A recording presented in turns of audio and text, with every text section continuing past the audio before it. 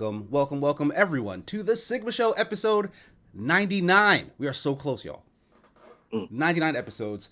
I'm your host, Sigma. Before I let you know who is joining me today for this episode, real quick, we'll go over what our topics shall be. A lot of very small stories throughout the week. I had to kind of pick and choose what might have been the most interesting to have a conversation about. So it's up to you whether you agree or not, but we might dive into a bunch of other stuff that has happened throughout the week if it becomes relevant. But our main topic shall be this feud that has grown between Zachary Levi, who plays Shazam, and Dwayne "The Rock" Johnson, who plays Black Adam, over kind of the failure of the Shazam extended universe over on DC. A lot of the blame essentially being laid on The Rock. We'll talk about kind of those accusations and maybe what happened there and what might have happened differently. And finally, the Microsoft Activision Blizzard deal is seemingly getting ready to close. Hurdles seem to be removing from the pathway. But because of that, a bunch of news seems to keep popping out of anywhere. This probably didn't need to happen, this particular piece of news, but someone from the Arcane developers behind upcoming game Redfall, which is an Xbox exclusive, revealed that there was a PS5 port in the works before Microsoft bought them, which they subsequently had canceled. And that kind of flies in the face of a lot of the rhetoric that they've had since the acquisition and a lot of the talk that they've been giving to try and get this acquisition deal pushed through. So we'll talk about kind of the merits of that claim or that situation. And here to join me in that discussion is Frost. It'd be me. I'm ready for the hot tea, the nice cheese man. I noticed you didn't say nothing about Jonathan Majors. We'll get there, though. Yeah, it'll probably come up. That was a very late story in the day, but it'll probably come up. Superman Jeff. Hey, what's going on, everybody? And Yokina Cat. Hey, y'all. Howdy. Howdy, y'all. Jeff, was you doing a cat impression? Yeah, I was waiting for the howdy. That's not how I sound, by the way. Maybe just a little. But thank you so much for joining me once again. Welcome everybody in the chat. Wraith Wasi, you got here super early. It's much appreciated. Husky Highlander, DJ, what's up, everybody? DJ says Jonathan Majors did what now? We'll get to it. It'll come up at some point. But Simma's like, now. it'll probably come up. I figured it would come up. We will start, as we tend to do, though, with what we've been playing, listening to, watching, that sort of thing. Does anybody want to go first? I'll go first. Go right ahead. I don't really have... Yeah, so I have not really been playing a lot of games lately. I have not played Tekken in, I want to say, maybe about a week, so that's long enough, but I haven't really been playing a lot. I've been getting a couple games of Apex in, but I have a lot of stuff going on at work, and I'm actually going to be moving soon, so yeah, so you're still staying in, yeah, okay. I'm still in Oklahoma City. Okay. Yeah, just moving to a new spot, so Gotcha. I haven't really been playing a lot of games. I haven't really been watching anything. I'm kind of boring this week. Sigma, I'm sorry. I don't really have a lot going on. So it's fine. We forget. Reading. I'm not really reading anything new either. I just finished Memoirs of a Geisha. I read the book because a lot of people don't know that the movie is actually based on a really good book. So I read Memoirs of a Geisha. Yes, it's one of my favorites, and I'm a huge John Williams, the composer. I'm a huge John Williams fan, so it's one of my favorite movies. But other than that, Cat's pretty boring this podcast. No worries. It can't be every week you come in with all the hot video game takes. It's fine. We still enjoy your presence here. I will say this one thing. My turnips on Animal Crossing, the ending saga of my Animal Crossing journey, I bought them for 99 cents. This was I want to say about the week before last. I bought them for 99 bells per turnip, and then I forgot to sell them because the highest I was getting from the crooks was, I know it's nuts, but the crooks, it was only 46 bells a piece. So it basically went down. So I ended up wasting 300,000 bells, but it's like the stock market. Yeah, that's exactly what it is. It's like the stock market. The turnip market exchange. So, yeah, but other than that, nothing new. Dang. All right. Thanks for sharing. Anybody else want to jump in? I have a couple things I can go over if you guys aren't ready yet. I can go. Go ahead. far as playing, I've been playing a lot of Fortnite no build. Um, we actually played that for Free for All Friday. But Yeah. aside from that, I was playing it through the week. We had fun with that, like the different player generated matches ever since Epic released their Unreal Engine 5 creator for Fortnite. Hmm. Like that Call of Duty map is like very well done. Like it is very well done. Um, there's some other things in it that were okay. Some stuff that was more of a sandbox than like an actual game type. But I've been messing around with that, trying to make my own, and it's kind of tedious. Um, like it's gonna take a bit to finish the one I'm working on. Well, And can we also get like a learn. sneak preview? Like, what are you trying to create? Okay, so what I'm trying to create is okay. So let me set the mood, right? So there's nothing but water nothing but water, and there's Okay. a series of islands in the sky. Let's just say about I don't know. Let's just say 12 islands. Uh huh. Each island is floating, obviously in the air, um, circled around a bigger island. Now the bigger island, um, there's greenery, there's mountains, there's some vehicles, there's some weapons.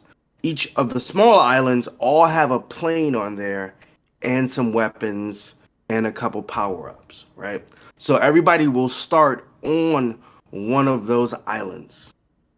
They have access to a plane, they can invade other people's islands, or there could be a battle going on the bigger island in the Uh sky. huh. So there could be people fighting in planes. There could be people who just using the planes to get to the different islands. So that's what I'm working on right now. Okay. Uh, yeah, a little something. Intriguing. Very intriguing. So Uh, there's that. But I've been playing season chapter two. No, chapter four, season two. So I've been playing a lot of that. With Will. Usually at night, we usually hop on to play a little bit. Been playing Destiny. Iron Banner's back. Me and Casey played some Iron Banner. Yeah. Surprising. Came out, played some Iron Banner. We had a lot of fun with that. I think we played for about 3 or 4 hours, if I'm not mistaken. Yeah. It's like one That was a o'clock. late night. Yeah. Yeah, yeah, it's like 1 o'clock we played.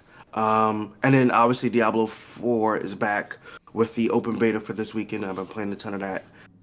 Does Wait, your like stuff transfer over when the game comes out? Like, is that the hook or no, no? no. Oh, okay. So from beta to beta, it carried over, but once the new game, the actual game releases, then it's a clean slate, which is Gotcha. fine. It wasn't like a ton of time it took.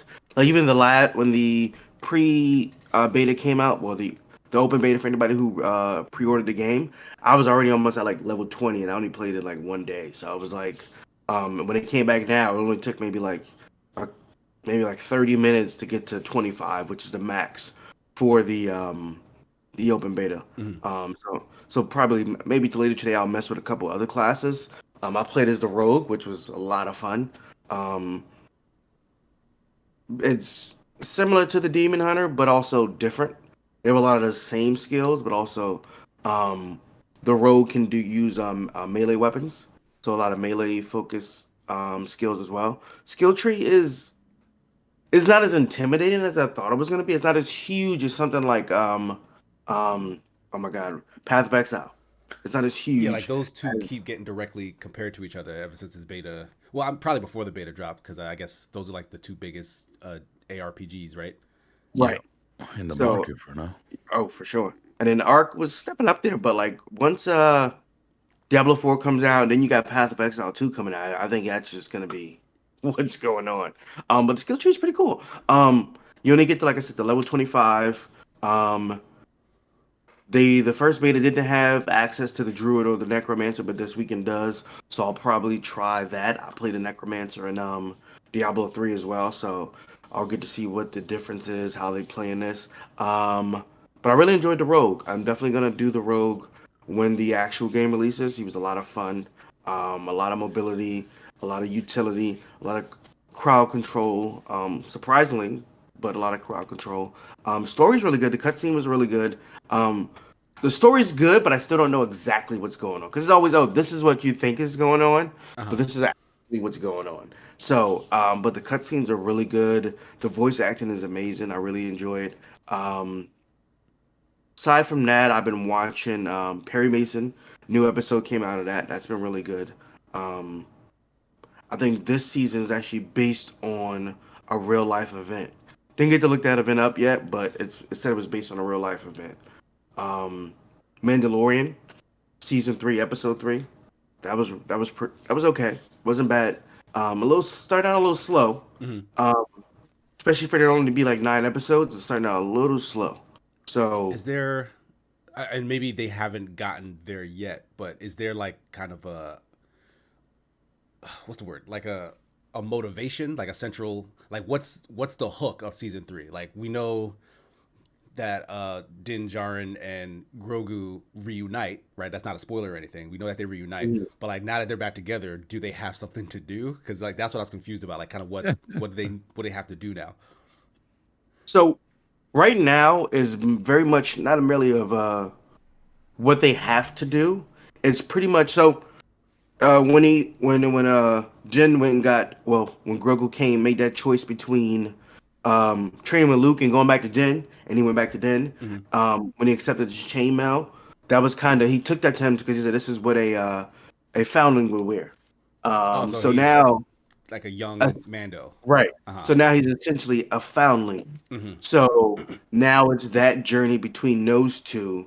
Also, remember Jim was apostate. He took off his helmet and was banished from his covert. The people who were essentially formed from the Watch and from Clone Wars, who were very much back to the old ways of Mandalore, where you weren't taking off your helmet. If you took off your helmet, you were no longer part of that. He had to, now as his journey going to the planet of Mandalore, which was besieged by the Empire with fusion bombs, which kind of turned the supposedly turned the planet poison and crystallized the surface of the planet. So he has to venture because the only way for redemption is to bathe in the waters and the mines of Mandalore. So that's that journey and everything that goes along with that, and kind of just they're building the mythos of the Mandalorian because when it was started out, it was just Boba Fett. There was no Mandalorians. It was just that was Boba Fett. He was a bounty hunter, Right. and then they slowly started to build that mythos, mostly in Clone Wars. If I'm being honest with you, a lot of that was just built in Clone Wars. So sense. this season is pretty much just pushing that a little bit further and expanding it a little bit further and introducing other characters too. So that's all I've been watching, playing. Okay. Nice. Frost, did you want to go next? See here, what I've been doing in my Sisyphean task to try and stay current with the youths. I've been playing a little game called Thief 2 from the year 2000. Yeah, that'll do it. Oh, yeah. Oh, yeah. I'm catching up. I can finally find people to talk to who are probably in their 40s by now. Hey, And, young people. that game. Hey, kids. We like stealth games, don't we? What's And, poppin'? my knees. But I've been playing a lot of Dredge, which I can finally talk about because it finally came off of Yeah, that year-long you and Marty embargo. were like really, really high on that game. That is just my goodness. It's in this industry where we chase a lot of trends, where it's nice to see those games where you go, damn, if we had spent a little more time in 2002, this might have been 2003's game of the year, but now I'm getting in 2023. I'm okay with it. I know a lot of people aren't into that because they do like the what's new, what's popping, what's crazy. Oh man, this feels like a 360 game. You know, it's like, yeah, I could use more of those. Give me I feel like Spider-Man. we've been getting more of those lately, like just games that evoke those older console generations. That's what I'm saying. Like, just give me more. Old are No. we? That the 360 is considered an old console. Like, Yeah. just sit on that for a second. Like, Like wow. Okay, the whole sorry. industry Squirrel. is like it's an infant as far as the entertainment industry goes, but we're already getting those attitudes of like, oh my god, that was like Alfred Hitchcock days. I'm like, sir, I was 10. You leave these games alone. And I'm not. Yeah, no, it's super clean, super great fundamentals on it. I find games that like do all the big stuff right and then do a bunch of little things. Oh, you all right, Jeff? Oh, right. Take it on me. The camera got a little drunk. Well, yeah, no, it's super clean, super crisp, and it just lets you take in all the good little stuff, which is like kind of nice because I've been super hesitant to try some of these bigger games that just do a lot of crazy, I'm still like flinching thinking about starting God of War. Mm. the newer one, because I was like, God, dude, that's like I 70 will hours. say it's a long. I take it in like little pieces, Yeah, but it is such a beautiful game, and it's just the gameplay and the story is really good. but it is. It freaks me. It scares I me out know though. You know. it's so long. It's like, oh my god.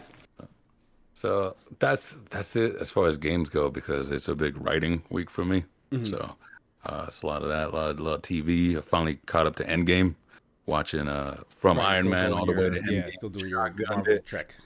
and Oh, I was like, "Whoa, nice. we still got more. We got like 8 more or something like that." And I said, I'm gonna Don't take a waste little your time. breather." See, don't tell me these things, Cat, because I gotta finish. No, no, it's not a hate. It's I not a got hate. It's I gotta not. make it through.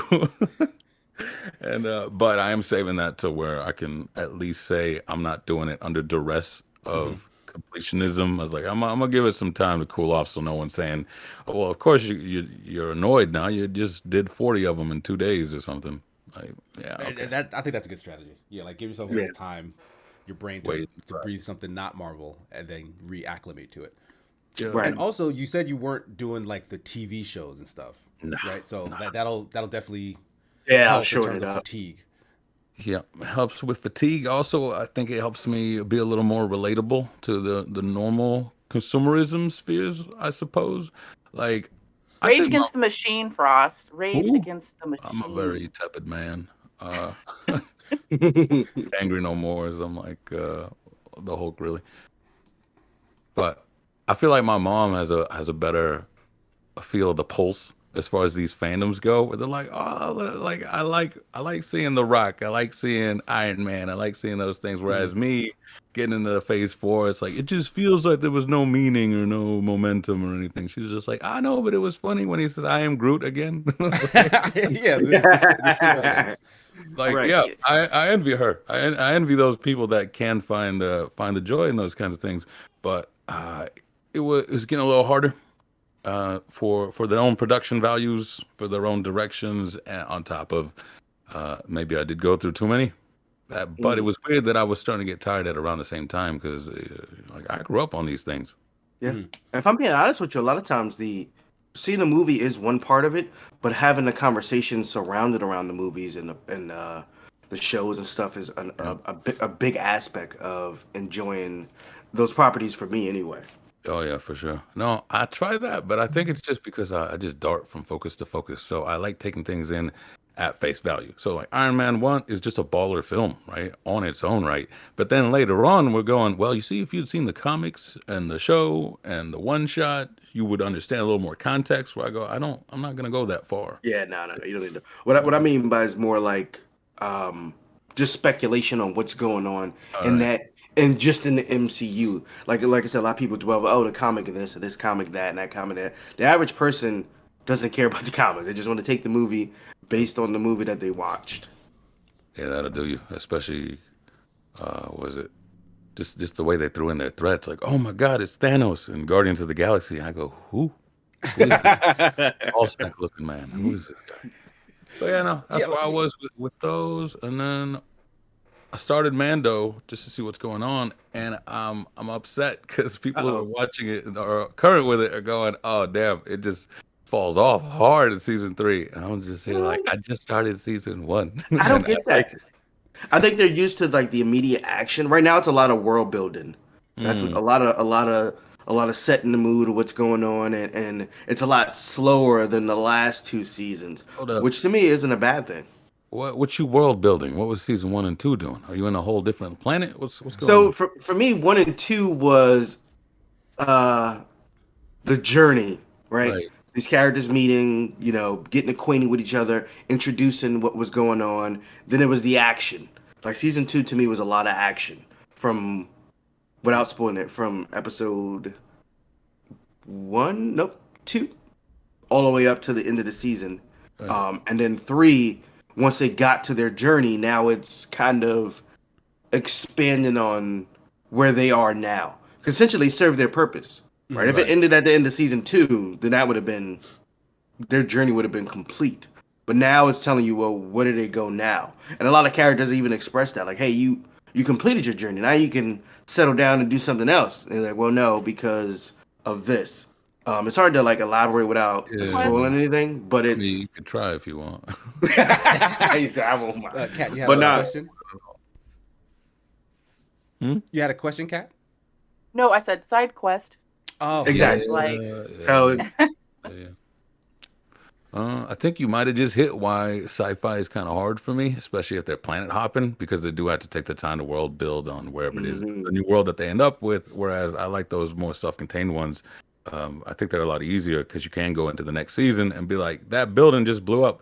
Yeah, but I know of that building. It was the one from season one. It was a flower shop or some nonsense. Whereas if it's a whole different state, different planet, it's like that building just blew up. Well, here's what's why special is it about important that building. it blew up? Right, Yeah, like you got to spend the time doing Yeah. it. But I mean, it's early in the season, right? There's only 3 episodes, right? yeah, it's only 3 episodes. How yeah. long? How long are these? That's almost a whole different podcast episode where it's like, how long will you give a show before it gets good? Well, and they're hour episodes, and that's my thing. Like, Yo, they're not like it's hard to like because I see people go, "Oh, it's so slow. It's starting out so slow," and I'm like, I agree to an extent. Like, there was one episode to me that was kind of filler almost, but it was trying to explain something else, which was information. But I don't feel like you needed a detour to go and explain that Right. information.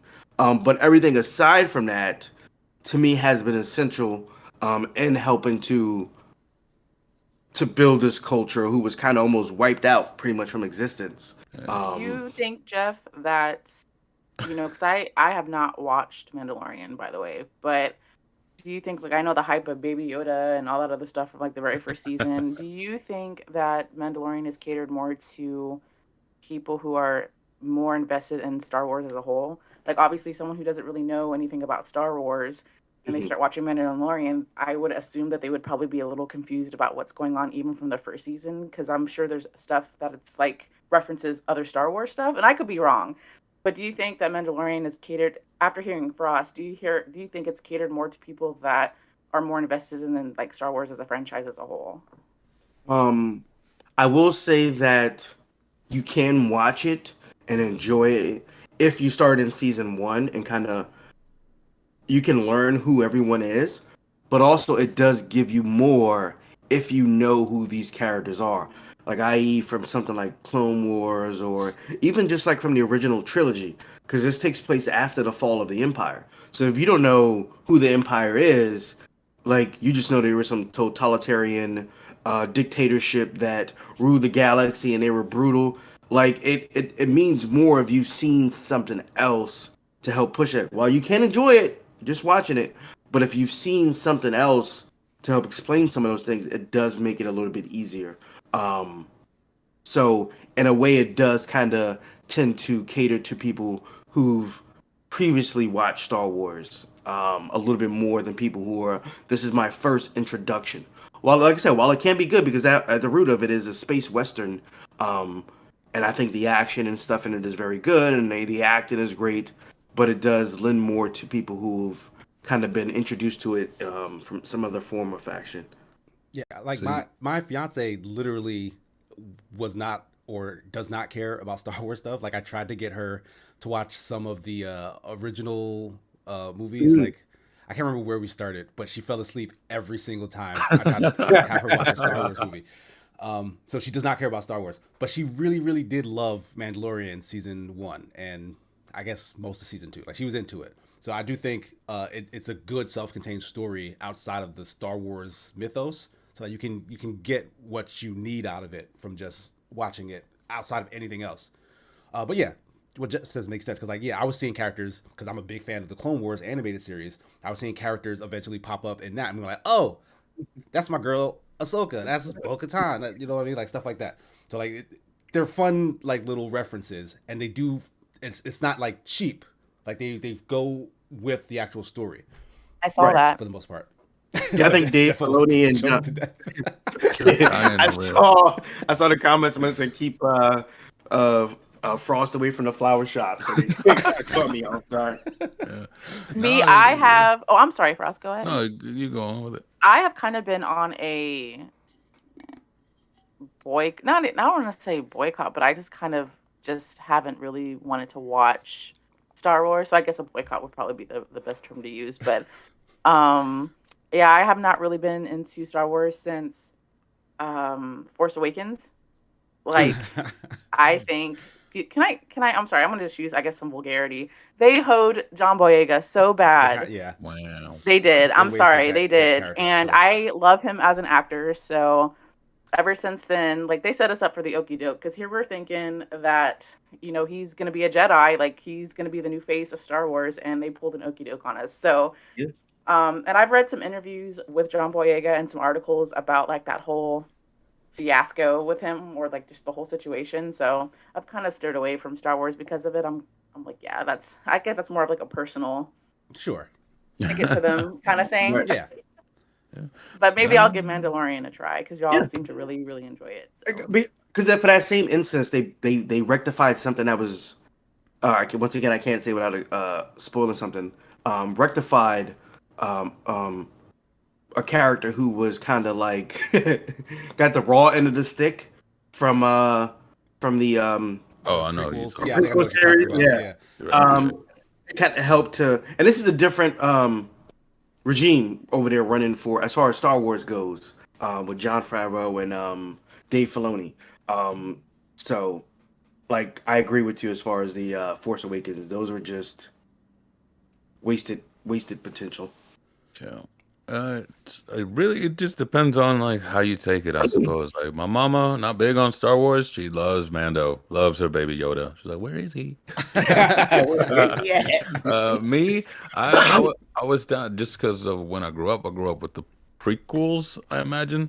So I love me some Kenobi. Love me some Kenobi. Mhm. Didn't really care for the show, and that's just kind of how I go. Where I go, you can't sucker me in with like extra lore, extra details if this ain't good on its own merit. You know. Yeah, So I'm kind of in that same boat. Like Kenobi, probably my I'm like second that. favorite Jedi in the mythos, and like his solo series just kind of did Who's number do it for one? me.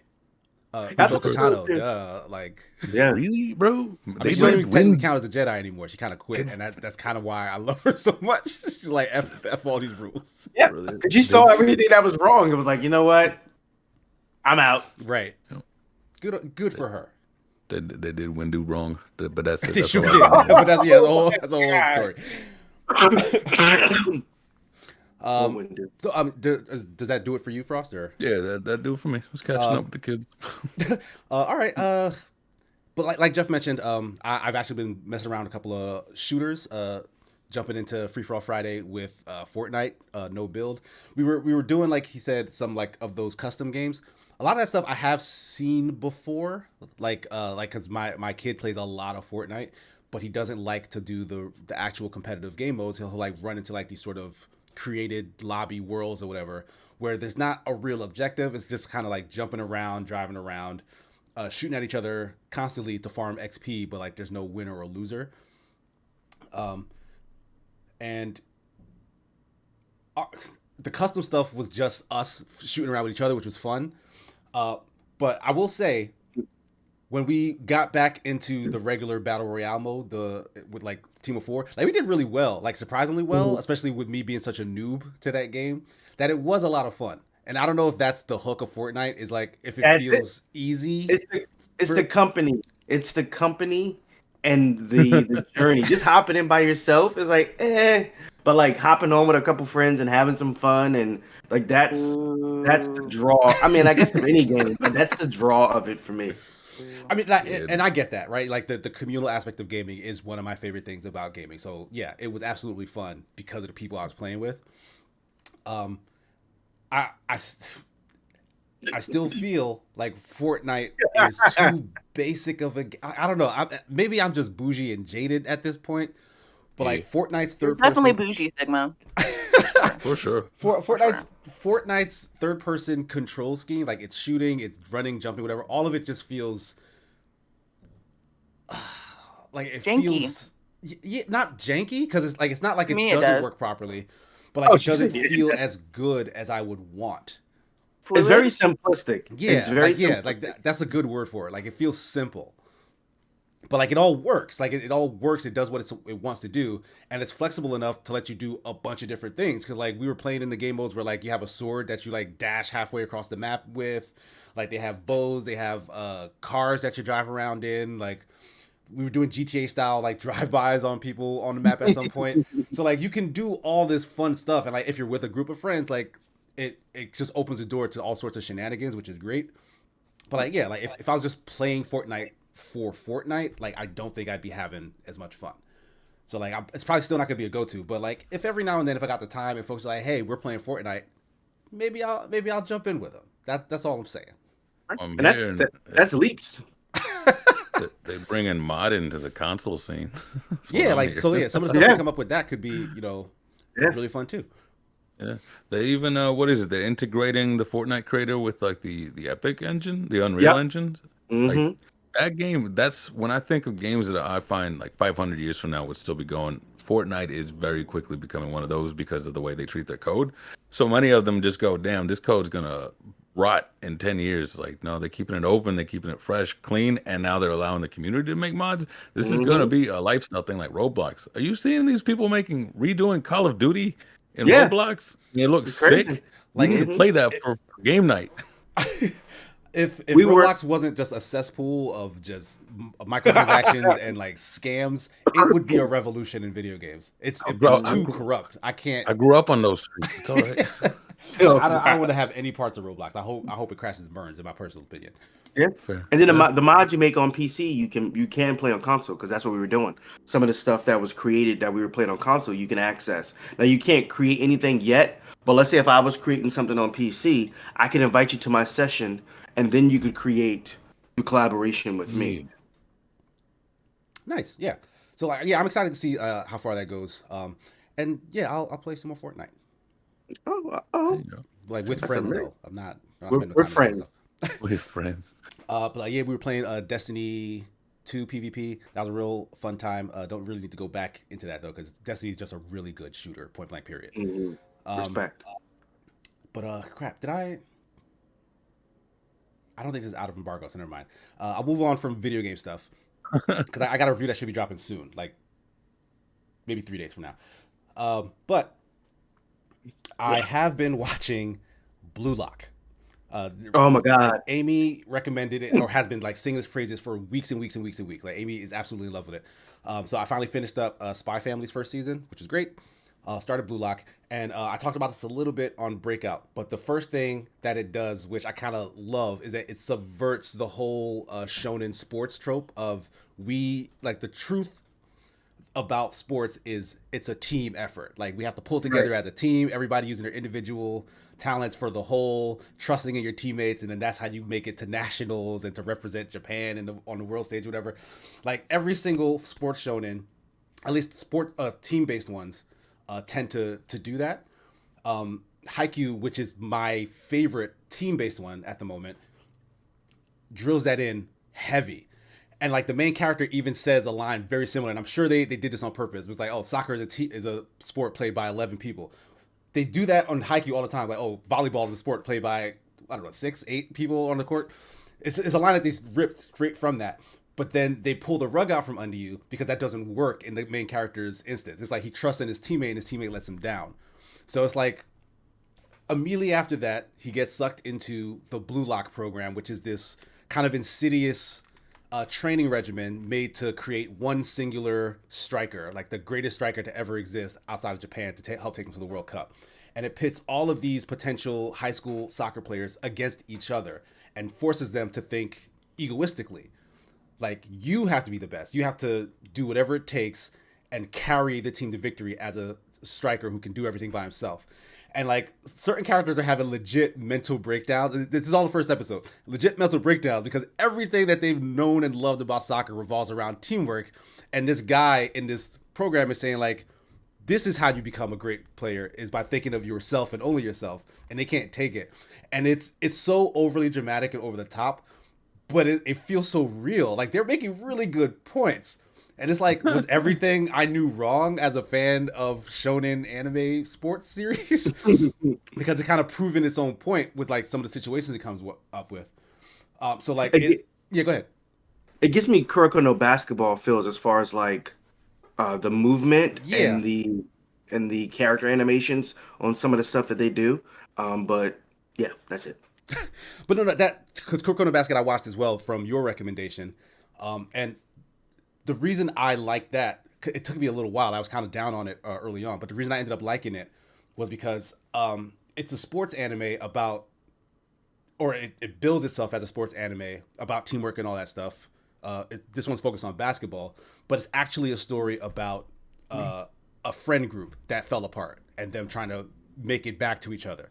So like that doesn't really get revealed until later on. It's not actually about basketball in the way that Haikyuu is a sports anime that is about the sport of volleyball, but then you're seeing it through the eyes of several different players across several different high school teams. So like you learn a ton about volleyball from watching Haikyuu, and I can't say I really learned as much about basketball from watching Kuroko Goes to Basketball.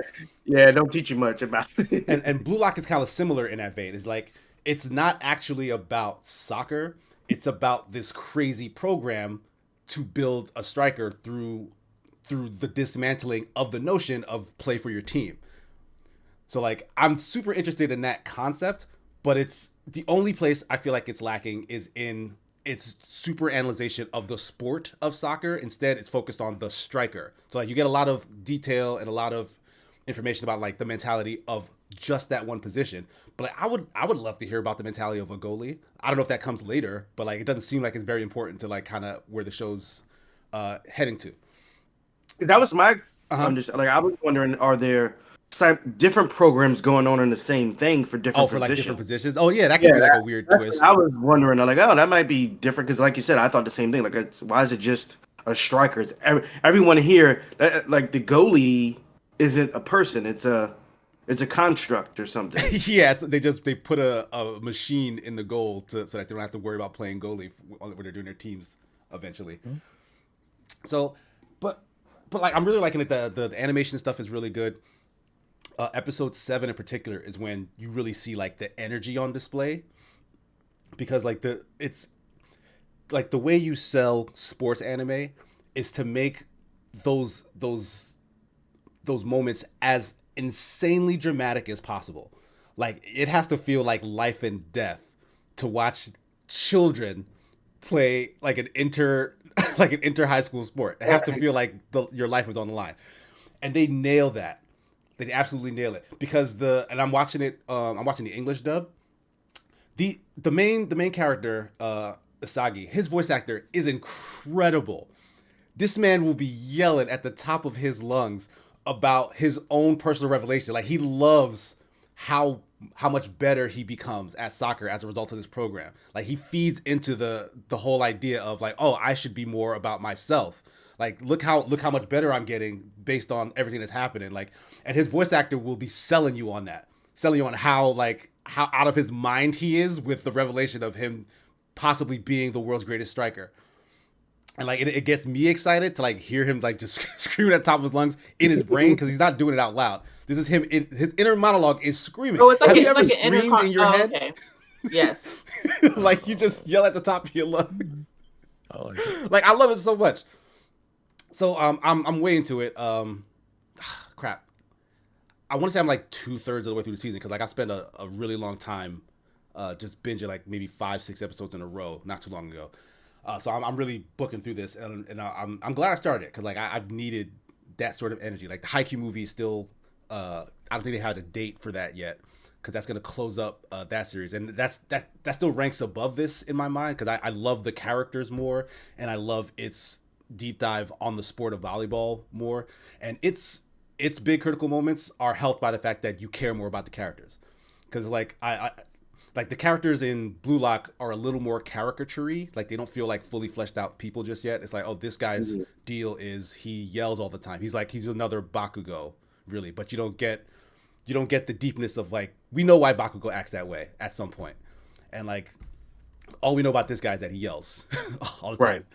So maybe down the road they'll start to expand that, but like they're very clearly favorite characters already, and a lot of the guys who get a ton of like screen time kind of just take up space.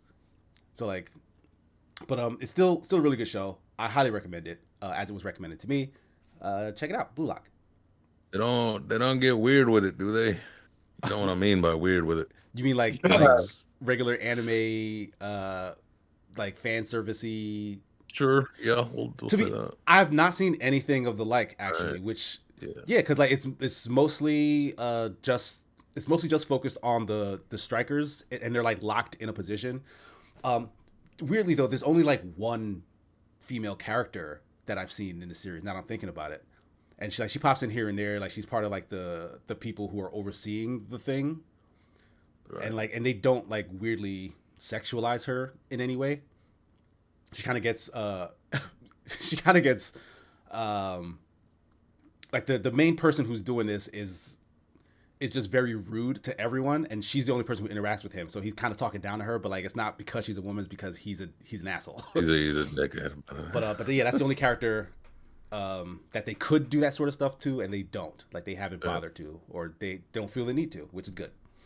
That's my problem is those things you say, like this character screams a lot and this character's like life or death, and it's like Right, and I then love someone is all always, that tropey stuff, but if you're watching tropey stuff, they have almost all the tropes, and one of the Right. tropes Yeah, being there was one service. character who, like his internal monologue was, oh, he treats soccer like picking up girls. But still, even in that notion, like they didn't like show anything or have him be especially egregious about it. It was just that's a quirk that guy has, but like that's the only time I've seen it, and he wasn't that big of a character when he appeared anyway. I think he was on like one of the opposing teams even. Okay, strange. Yeah, no, it sounds all the good stuff that I love from Food Wars, but Food Wars also goes too much on that. There's just that sense of journey excelling in a hierarchy based on merit. It's like, all right, I'll give Blue Lock a look. Yeah, give it a shot. Yeah, it's pretty good. But that pretty much does it for me. So we can move on to our first topic here. Dwayne Johnson, colloquially known as The Rock, and Zachary Levi, who plays Shazam in the Shazam movies. They've been having a back and forth on the internets, right? Shazam, was it Fury of the Gods? What's the name of it? Fury of the Fury Gods. of the Yeah. Gods. Newest movie, second Shazam movie to come out. Apparently has had an abysmal box office debut. Like it's the poorest performing DCU opening weekend or something like that. I feel like I read and heard. Correct me if I'm wrong, chat. But it's basically not making back the money they put into it. And so fingers are kind of getting pointed left, right, center as to why this was even allowed to come out. Like, why didn't James Gunn, who's taken over the DC stuff, kind of shelve this, for example?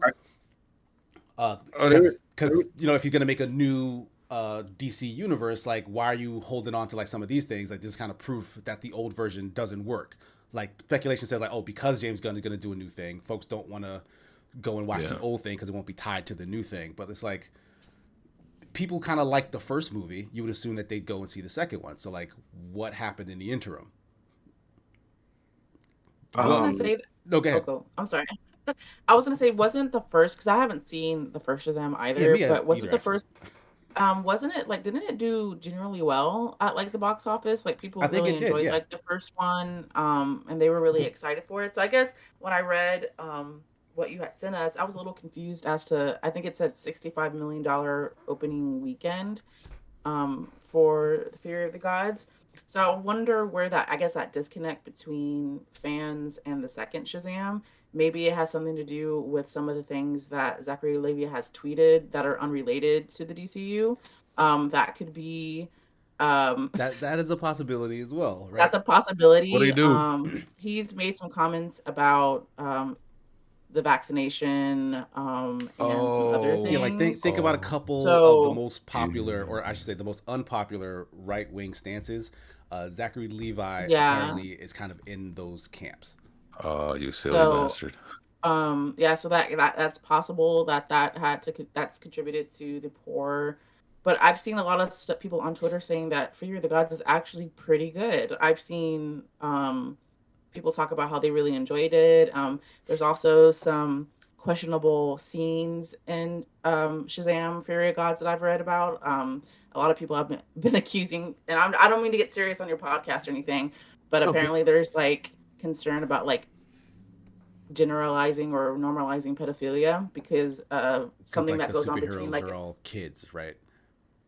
Yeah, and then like I guess she falls in love. Not trying to spoil, but apparently like a god falls in love with like a 16-year-old kid, and she's like 6 million years old, but she's presented as an adult, not as a child. Like for example, Twilight, he was 100 and something years old, but he had the presentation of a 17-year-old, right? So like in Shazam, she has a presentation of a woman and she falls in love with a 16-year-old. So like there's like talks about that going on online too. So it's just a whole mess. Sorry, I'll stop. No. Why DC be weird like that? So I don't think it's just DC. what I think that's It sort did of the Wonder Woman thing that recently happened. yeah, the kind of the reverse. Like it'd be a little odd with it. Yeah, I don't. It's the goofiness of the comic book trope kind of lends itself. Well, not even comic books, just supernatural stuff in general. Because, like you said, the same thing happens in Twilight or in Vampire Diaries or whatever. Because you have these characters that are ageless. Like age isn't supposed to be the thing. If you try to extrapolate that into like modern conventions or like actual conventions, yeah, it's fully unethical for a 100 and whatever year old person to be with a 16-year-old. I have to say though, in my personal opinion, that's all fake. Like this is like none of those people are real. So like I'm not super bothered by that. Like if it's like very in your face about like, oh, this is a child and this is an adult, so we should normalize this sort of thing, that would rub me the wrong way for sure. Yeah. So like but like if it's like a consequence of just the lore of the thing, then you kind of if you're watching the show, you kind of have to go with it. Like Game of Thrones, for example, everyone's favorite it couple is uncle and niece. but like I don't think it's promoting that. It's just like folks just accepted it because like that's part of the lore and the story of that fantasy world. So yeah, I wouldn't get me personally, I wouldn't get too bent out of shape about that specific kind of thing. There just seems to be a lot going against this film that's not directly, or how do I say this? I'm sorry. Like it doesn't seem like a very good formula for this film right now. Like just on top of all the stuff with The Rock, it just doesn't seem like it was a really good, well executed film from what I'm. And that's fair. Obviously, I haven't seen it, but from what I've seen on Twitter and YouTube and all the things, it just doesn't seem like it was a really good, formula for them right now. That's fair. One on the romance thing. I feel like that couldn't have lended to the story. So, like if it wasn't going to be central or important to the story, they probably could have left that out. If I'm being honest with you, with them being kids, once again in the comics, they don't deal with that much because it is a fine line where it could rub some people from the wrong way. I don't think that led much to the opening weekend being the issue. I believe it was more so the underwhelming villain. We know what we were getting with Shazam and everyone else that was involved as far as like his brothers and sisters and stuff. But the villains weren't very like, you know who Isis is and stuff like that. And these are supposed to be gods who were coming back to get their powers. But like it wasn't the same as like you know what I'm saying? Like a go back to Frost. Thanos, like, oh my God, Thanos is here. Yeah. But we know who that is, or we might have some resemblance or they mentioned that guy somewhere before, right? Whereas like, yeah, I'm gonna go see that, right? Movies like this are made off of the villain. If the villain is not good, the movie will not be. I haven't seen it. But my first response was like, do I really want to see this though? Like I know who these people are, but like, do I really care? Like, oh, they're fighting dragons and stuff like this. That's cool, whatever. But like, what? I do think there was some. Once again, I feel like both of these two sides of the coins, kind of. I think Black Adam didn't necessarily hurt Shazam, but I also feel like they could have helped each other. There should have been some type of like. Even if it was just a mention of him for now, or like Black Adam is an anti-hero who starts out as a villain who eventually, he's becomes more of a Punisher-esque anti-hero. But essentially he is a villain who fights Shazam. we only know him because he fights. Yeah, that's the only reason I've ever known who Black Adam was. It was in, Right. he only ever shows up when Shazam is around and stuff that I've watched. And I He think, wants- I'm sorry. Jeff, Okay. go ahead. Okay. Go. And I think that's why, like, if I'm not mistaken, Black Adam only fights Superman like a handful of times. It's not like a central, like, main part of the Well, DCU. yeah, we didn't really get into this, right? But the reason why Zachary Levi is kind of throwing shade towards The Rock is because it came out that The Rock essentially vetoed a bunch of stuff that could have linked these two movies, like him playing Black Adam and being in charge of the production. Kind of said no to an end credit scene that would have linked him with the Justice Society of America, who I think would then tie him back into Shazam's Fury of the Gods. And also he vetoed having Zachary Levi, I think, appear as a cameo at the end of Black Adam. He didn't want to have any connection to the Shazam series because The Rock was dead set on having an interaction and a showdown with Henry Cavill's Superman. Like, those two apparently have the same agent, and like this was something that kind of behind the scenes they were like, hey, let's kind of take over the DC cinematic universe and like kind of position themselves at like the top of it. I think. Oh, go ahead. I think. Oh, go ahead. I want to hear what you have to say, Jeff. Go ahead. I like The Rock, but I think that was more of a power move on his play. Oh, let me insert myself with Superman, and like he even said it. Let's raise the hierarchy of power. Right. He wanted to establish himself up here. Yeah. Instead of establishing the character first, the movie was okay. It was an okay movie. It could have been Black Adam? Yeah, it could have been a lot better. It was like a C movie. It was okay. Could have been a lot better had he established the character first. He got his powers from the wizard, same as Shazam.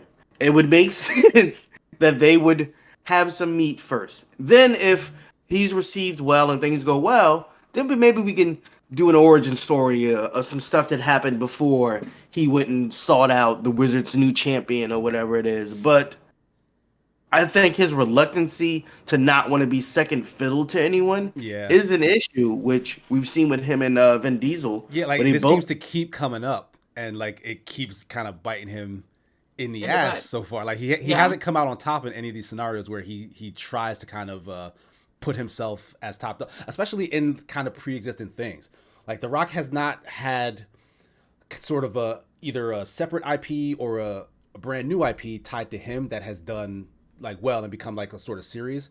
Like they'll get The Rock and pull him into a universe, and then he'll do well because people like The Rock and they already like the thing he was in. But at some point, it's like he needs it to be about him. It feels like, and like that starts to rub everybody the wrong way. So this does seem to be a pattern. I think that it shot him in the foot. He shot himself in the foot with this whole situation. Like you said, he's never really been a part of like the Fast and Furious franchise. That's the perfect example. That was already a well-establisted franchise. Yeah, and when he showed up, he had a really good role. They kept bringing him back. I liked his dynamic with Vin Diesel and the team and everything. Yeah, he became integrated into what was already a really well-known, and he made it better. So I think what happened here is, like you said, he wanted to be the central focus of it. And, I don't obviously know the ins and outs of that industry, but it seems like he didn't really do his homework, because from a business perspective, you would think, okay, if I want this to be, if I'm trying to think like longevity of my role as Black Adam or in the DC universe, like I would assume, okay, what makes sense that you're the main villain to Shazam? That's already, the first Shazam had already had some positive, reception from fans. I think that it definitely would have helped Black Adam if Zachary Levi was in a post-credit scene. Oh man, they're gonna fight. Like obviously, it would have generated some type of like buzz, and vice versa. Him being in the post-credit scene for Shazam. So I think his arrogance got the best of him this time around, and a lot of people are saying that the production company or whoever, they lost a lot of money on Black Adam. Yeah, and that's because it cost so much to make. Well. It did okay, but it cost so much to make. Like it just cost a crap ton of money to make too. So the money they did make was just like, you still like they made a good amount of money, if I'm not mistaken. It was like what, 400 million. So but the movie was like 600 million to make. So apparently, like, I guess from some articles Like, I've read, goddamn. The Rock doesn't want anything to do with the DCU at this point. So it's just kind of Yeah, like, it's and like I've read that, yeah. yeah, he It kind of might be like burned mutual. those But you bridges a did little. Yeah. this to yourself. Like, you try to make yourself the central focus of something, a character that people really don't know about. That the people that do know about Black Adam know that he's tied to Shazam, but then you Yeah, try to so make like him a focus. that's the thing that they would want. Like if you do have like Yes. genuine Black Adam fans out there, then they would want to see that character realized, and that character has a lot to do with Shazam. And like So him Superman divorcing it from being- that like makes him not that Yeah. character anymore. So, you know, trying to make yourself and Superman the focal point of the DCU when those two characters have very few interactions with each other and they don't really have a main, like the storyline of Black Adam or the storyline of Superman, they're not main, I guess, rivals against each other. Mhm. So it really doesn't make much sense for them to be the vocal point of the DCU. And I think that's where The Rock went wrong. Because James Gunn cut that real quick. I remember like when the Rock was like, "Oh yeah, it's Superman and Black Adam and blah blah blah blah blah," and then like a few days or a few weeks later, it was Henry Cavill was like, "Yeah, I'm no longer Superman." Like it was just crazy. So I don't think that The Rock is the single-handedly the downfall of Shazam, but I do think that he definitely made a bad move on this one. I want to bring up what Lampy said in the chat a little earlier. He said it could be even simpler. They really didn't market the film much, so a lot of the general public didn't even know it was coming out. And I think that also did play a big part. Like, yeah, because of the fact that this is going to be a new DCU going forward. Like James Gunn has already started talking about some of the newer projects that are going to exist down the road.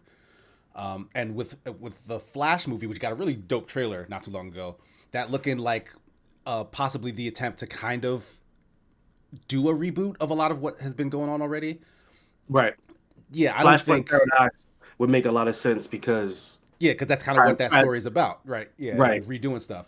So it seems like maybe under James Gunn's direction, or just maybe someone who's thinking ahead is like, we don't want to really confuse the audience that much because this movie still has to come out. Just send it to die so that we don't have to deal with it anymore. And then going forward, it'll make sense when the Flash rewrites all the history. Right? So like the least number of people who actually see Fury of the Gods, the better. Well, it was rumored that James Gunn might be keeping Zachary Levi in that role. It's been rumored.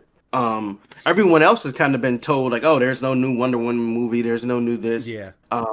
There's no, everybody's pretty much been let know, hey, this is what we're doing going forward. Mm-hmm. While he wasn't announced in whatever phase 1 of James Gunn's DC universe is, it was rumored that he might be staying, but also I agree it wasn't marketed very well, and also because I don't know if that's because they didn't have anything to market very well. But like once again, just go back to the villain for me. There wasn't like any I don't know, like mind-blowing scenes where you see these two characters going at it. Like there wasn't anything like, oh, this is what you need to come and see. And compared to everything else, like you said, like the Flash was shown. I don't even think that's been like advertised a lot with that coming up either. But I've definitely seen more trailers for the Flash than I have for and it looks good. Fury of the Gods. Trying not to with Ezra Miller. I know, right? And that was the crazy part. I was just kind of like, James Gunn is cutting everyone and their mama from the DC universe, but the one person he keeps. No, it really does seem like they need that movie to come out. Yeah. Like Yeah. it seems like that movie's supposed to do something. And I think that, for example, I think what they said, Batgirl was like 90% done, and James Gunn was like, "Nah, we're done. Like, I'm cutting it." Like that wasn't even him. That was just the president of. So I'm thinking that maybe James Gunn does have some plans for Zachary Levi's Shazam. Like it's a possibility, but that man just took a knife and gutted everything at the DCU. So I am really excited to see, like where it goes from here. Like I will be going to see the Flash. I'm a little less excited, if I'm being honest with you, with the Flash or with DC going forward. With DC going forward, and it's a little strange coming from me, but it is. I don't know. I got like I'm fatigued. I'm fatigued. I'm fatigued. I'm just like where are we going? You know what I'm saying? Like, yeah, we announced the movies and stuff, but like, where are we going? And is this even going to be around for phase 2? Like I'm just not very like I listen. I enjoy James Gunn. I think he'll do a great job. But I'm also very skeptical because I've been hurt. Aw. It hurts to love again. It hurts. And for me, I love Marvel. Like I'm a huge Marvel fan. I just love anime. Obviously I'm part of the culture. But I think for me, I think I'm getting a little exhausted from just comic book movies as a whole. I think Phase 4 of Marvel is extremely disappointing and underwhelming, but that's just for me. Um, It's been very hit or miss for sure. Yeah, I finally watched Multiverse of Madness, and I was so disappointed it's such a because bad movie. I ain't done like, yet. Don't tell me these things. I'm sorry, Frost. I'm sorry. I'm It's sorry. like, because this shit. I'm sorry. So like, I didn't like the internals. The only Phase 4 movie that I've liked so far is No Way Home. That is the only one that I've liked so far. Maybe because I'm just a really big Tom Holland fan. Nice. No, I like that one too. Though. He's a so Tom I- Holland fan as well, so It's true. So He's a I great think dancer. that I think for me, just personally, I think I'm just pretty much exhausted out from like just comic book movies as a whole. Yeah. And I've found myself going back to like I really liked everything. Was it Everything Everywhere All at Once? Like Yeah. that was a really beautiful film. Like it was such a beautiful film, and you know, they're doing a Marvel movie, just so you know. Weird. What is that called? A24 Studio 24. No. Disney literally hired almost everyone from the cast of Everything Everywhere All at Once for something I've never heard of called what is it, like American Born Chinese. Yeah. Oh yeah, I saw that on Disney saw Plus. that. I saw preview. Yeah, I saw Yeah, that on Disney that Plus. it has nothing yeah. to do with Everything Everywhere All at Once, but it looks like Everything Everywhere All at Once because it has the same people and there's a lot of like mystical like martial arts going on. So I'm super confused as to what this actually is. But like very clearly they want to capture the energy around that film, that Oscar-winning film. That's just whack, though. Yeah, that's crazy. Like, who would do that? That's like punk music going commercial, you know? Like this we like it. Everybody liked it. We want them. Get them. Like, that's So strange. I think for me, I've kind of, and I'm not trying to catch heat with the comic book films out there, but tell them, Kat. Let them know. I really let them know. I really do understand like points now that I've kind of started. I see like Martin Scorsese's point or Quentin Tarantino's point when it comes to superhero films. Like I really do understand what they're talking about, and I think as someone who's a comic book and consumer for media and for comics and for movies, I completely understand where they're coming from now. Like there's it's a different art, even though it's all in movie making. It's just the contrast is just completely different. Like, don't get me wrong. Go ahead. I think they're pooty. Okay, and when I say they're pooty is because number one, I think they're wrong because you see movies that aren't comic book related come out and they smash it. But I think they're pooty because they put out movies and these movies aren't doing well. That's because comic books movies have ruined people. No, it's because that's what people. No, I'm not saying for your point of view. I just mean from their. Oh, that's not a movie. You're saying like these well-established old school directors are being pooty. Like they're basically saying like, oh, that's kids stuff. It's essentially like you age up in an industry, and now the hot new thing is kind of eating your cake. And so you don't like it, which makes sense. Like I feel like they have the right to have that opinion because they've been in the industry for that long. It only makes sense that they're gonna not like the hot new thing when they used to be the hot new thing. But they still be the hot new thing with the Irishman and Joker and Avatar. They're still like, good. They still do what they do, but like they're still gonna hate on the thing that they don't get because they're old men now. I say that. I'll go Kat.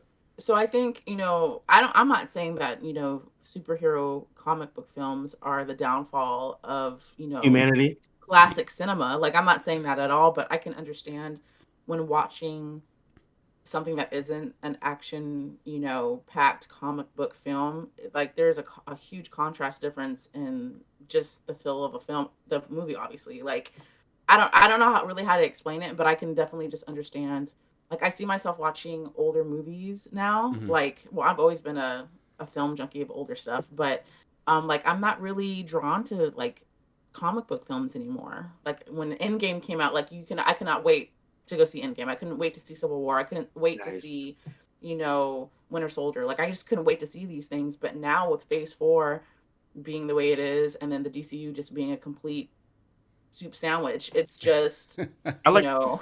soup sandwiches. I like soup sandwiches. That's I don't know if y'all have ever heard that, but that's a military term that they call soldiers or sailors that just can't get their act together. But Oh man, yeah, but yeah, I found myself going and wanting to watch classic cinema, like to kind of cleanse my brain of like comic book films. Like the other day, I watched Goodwill Hunting, Mhm. which actually has Batman in it. If you know what Goodwill yeah. Hunting is, Yeah. he wrote it. Like it's such a wonderful film. So I've seen myself reverting back to like classic cinema to kind of just detox from comic book films. But I digress. But no, You got- I agree. Like the kind of formula that Marvel has put in place to galvanize audiences to the theater is something that everybody and their mom was trying to recreate. So that's kind of an industry problem, is that they chase money so hard that they refuse to greenlight anything that they don't think will make them as much money as the last thing, right? So like that's sort of the fault of Marvel, but only because they did something good. They did something that a lot of folks wanted to replicate, right? And even if it's getting tiresome now, at the very least, I don't think it actually hurts what some folks might consider true cinema. It's just the problem is that those movies won't make as much money as this sort of factory made Yeah. new superhero thing, and that's what everybody's bent out of shape about. Like Mhm. us as like fans of cinema or movies or whatever you want to call it, will probably still watch both and enjoy both for different reasons. But the Yeah. fact that they can't make 100 million off of something like The Irishman when it goes up against even something like Black Adam in the movie theater, like that irks them because it used to be different. But like just like Deebs in chat was saying, like it's grumpy old man stuff. It's the right of grumpy old men to complain about everything they don't understand. It's the right of everyone else to ignore their grumpy asses. Like yeah, they're gonna be mad about it, like because the world has changed around them, and like that's just what's gonna happen. But I'm saying like obviously, be grumpy about it. Like don't be jealous that, Black Panther made 2 point whatever billion dollars at the box office. But I do still see your point of how comic book films have saturated the market to the point Yeah, that is where definitely true. it's hard to, acknowledge. Like that's why I was really happy when Everything Everywhere All at Once won the Oscar, because that is really really nice storytelling what they did in that film. It's a really great, if they haven't seen it, you should go watch it because it's really good. But I can definitely see the grumpy old man's point of view as far as just how classic films or classic, I guess, storytelling is kind of being shadowed by comic book films. I can see that point of it. So Yeah, because it is true. Like that is what Yeah. gets attention, and that's what gets people excited to go to the movies.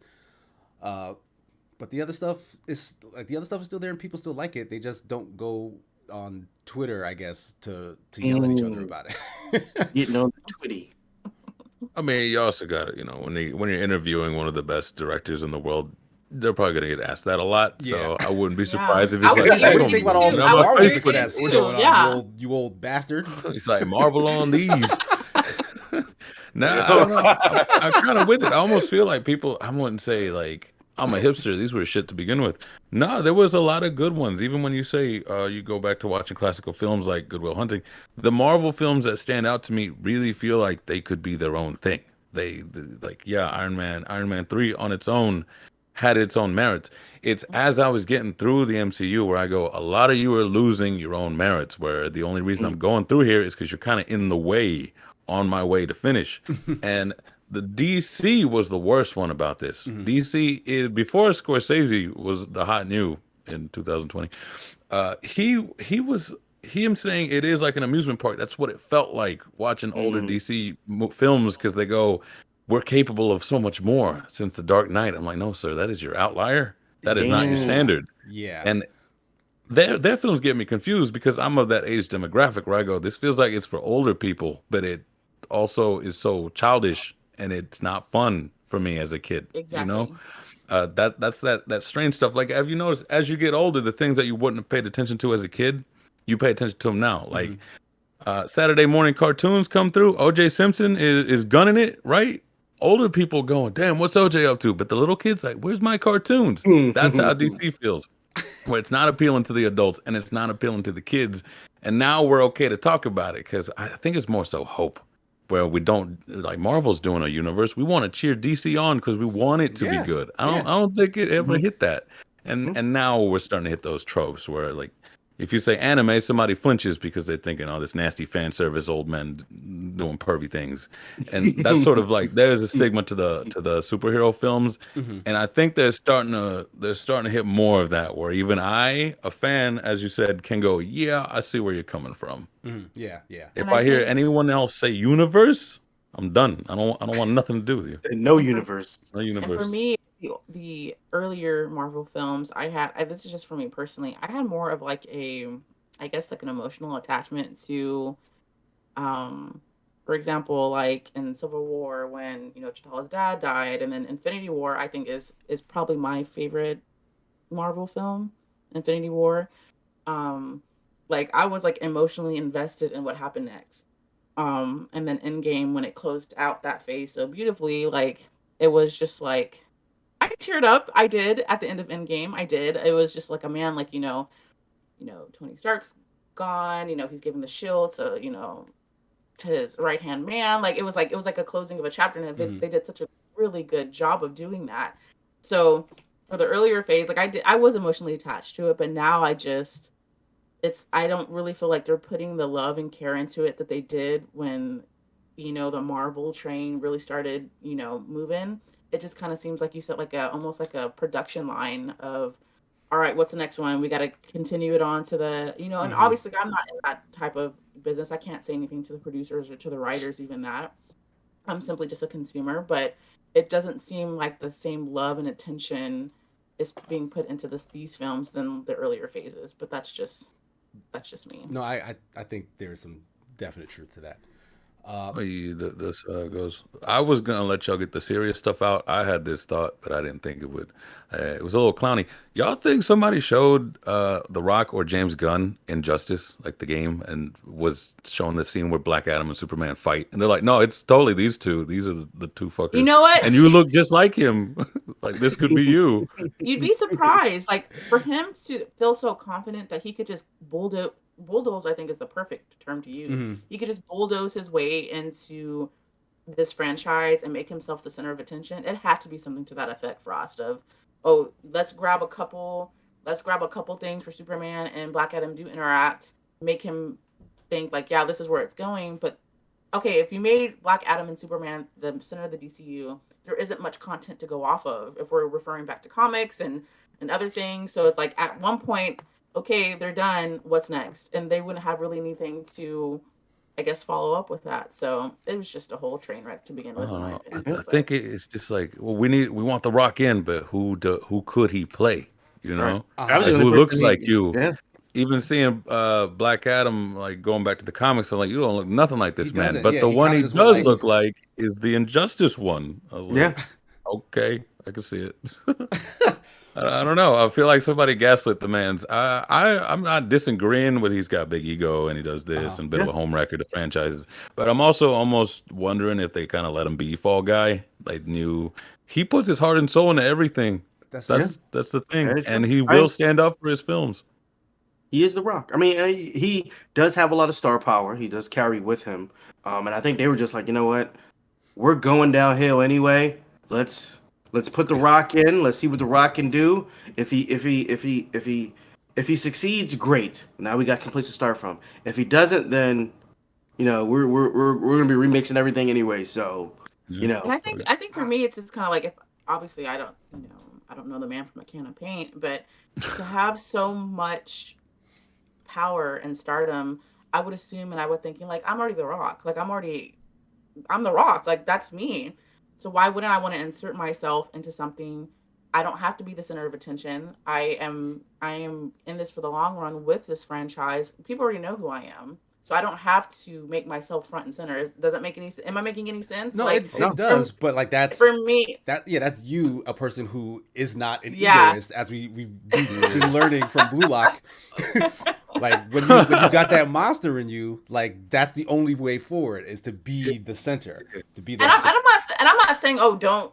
He's not worth whatever it is that he's worth. I'm not saying that at all. But I just kind of feel like, sometimes you would think, the bigger picture is not always about you. And then if you want it to be about you eventually, maybe you just got to play the long game. Nope. Am I making any sense here? Like, no, I kind of are making sense. No, but this would not compute for Dwayne "The Rock" Johnson. I just listen. I'm a big fan of The Rock. Like he was probably my favorite wrestler back. Back when I actually watched wrestling or whatever, right? And I've really liked him as an actor. I think he's super charismatic. He's funny. Has not always been in a bunch of great movies, but regardless of the fact, I'm still a fan. When the whole thing with the Fast and Furious franchise came out, and there was this back and forth beef between The Rock and Tyrese, I absolutely was on The Rock's side because I cannot stand Tyrese. You don't like Tyrese. I cannot stand Tyrese.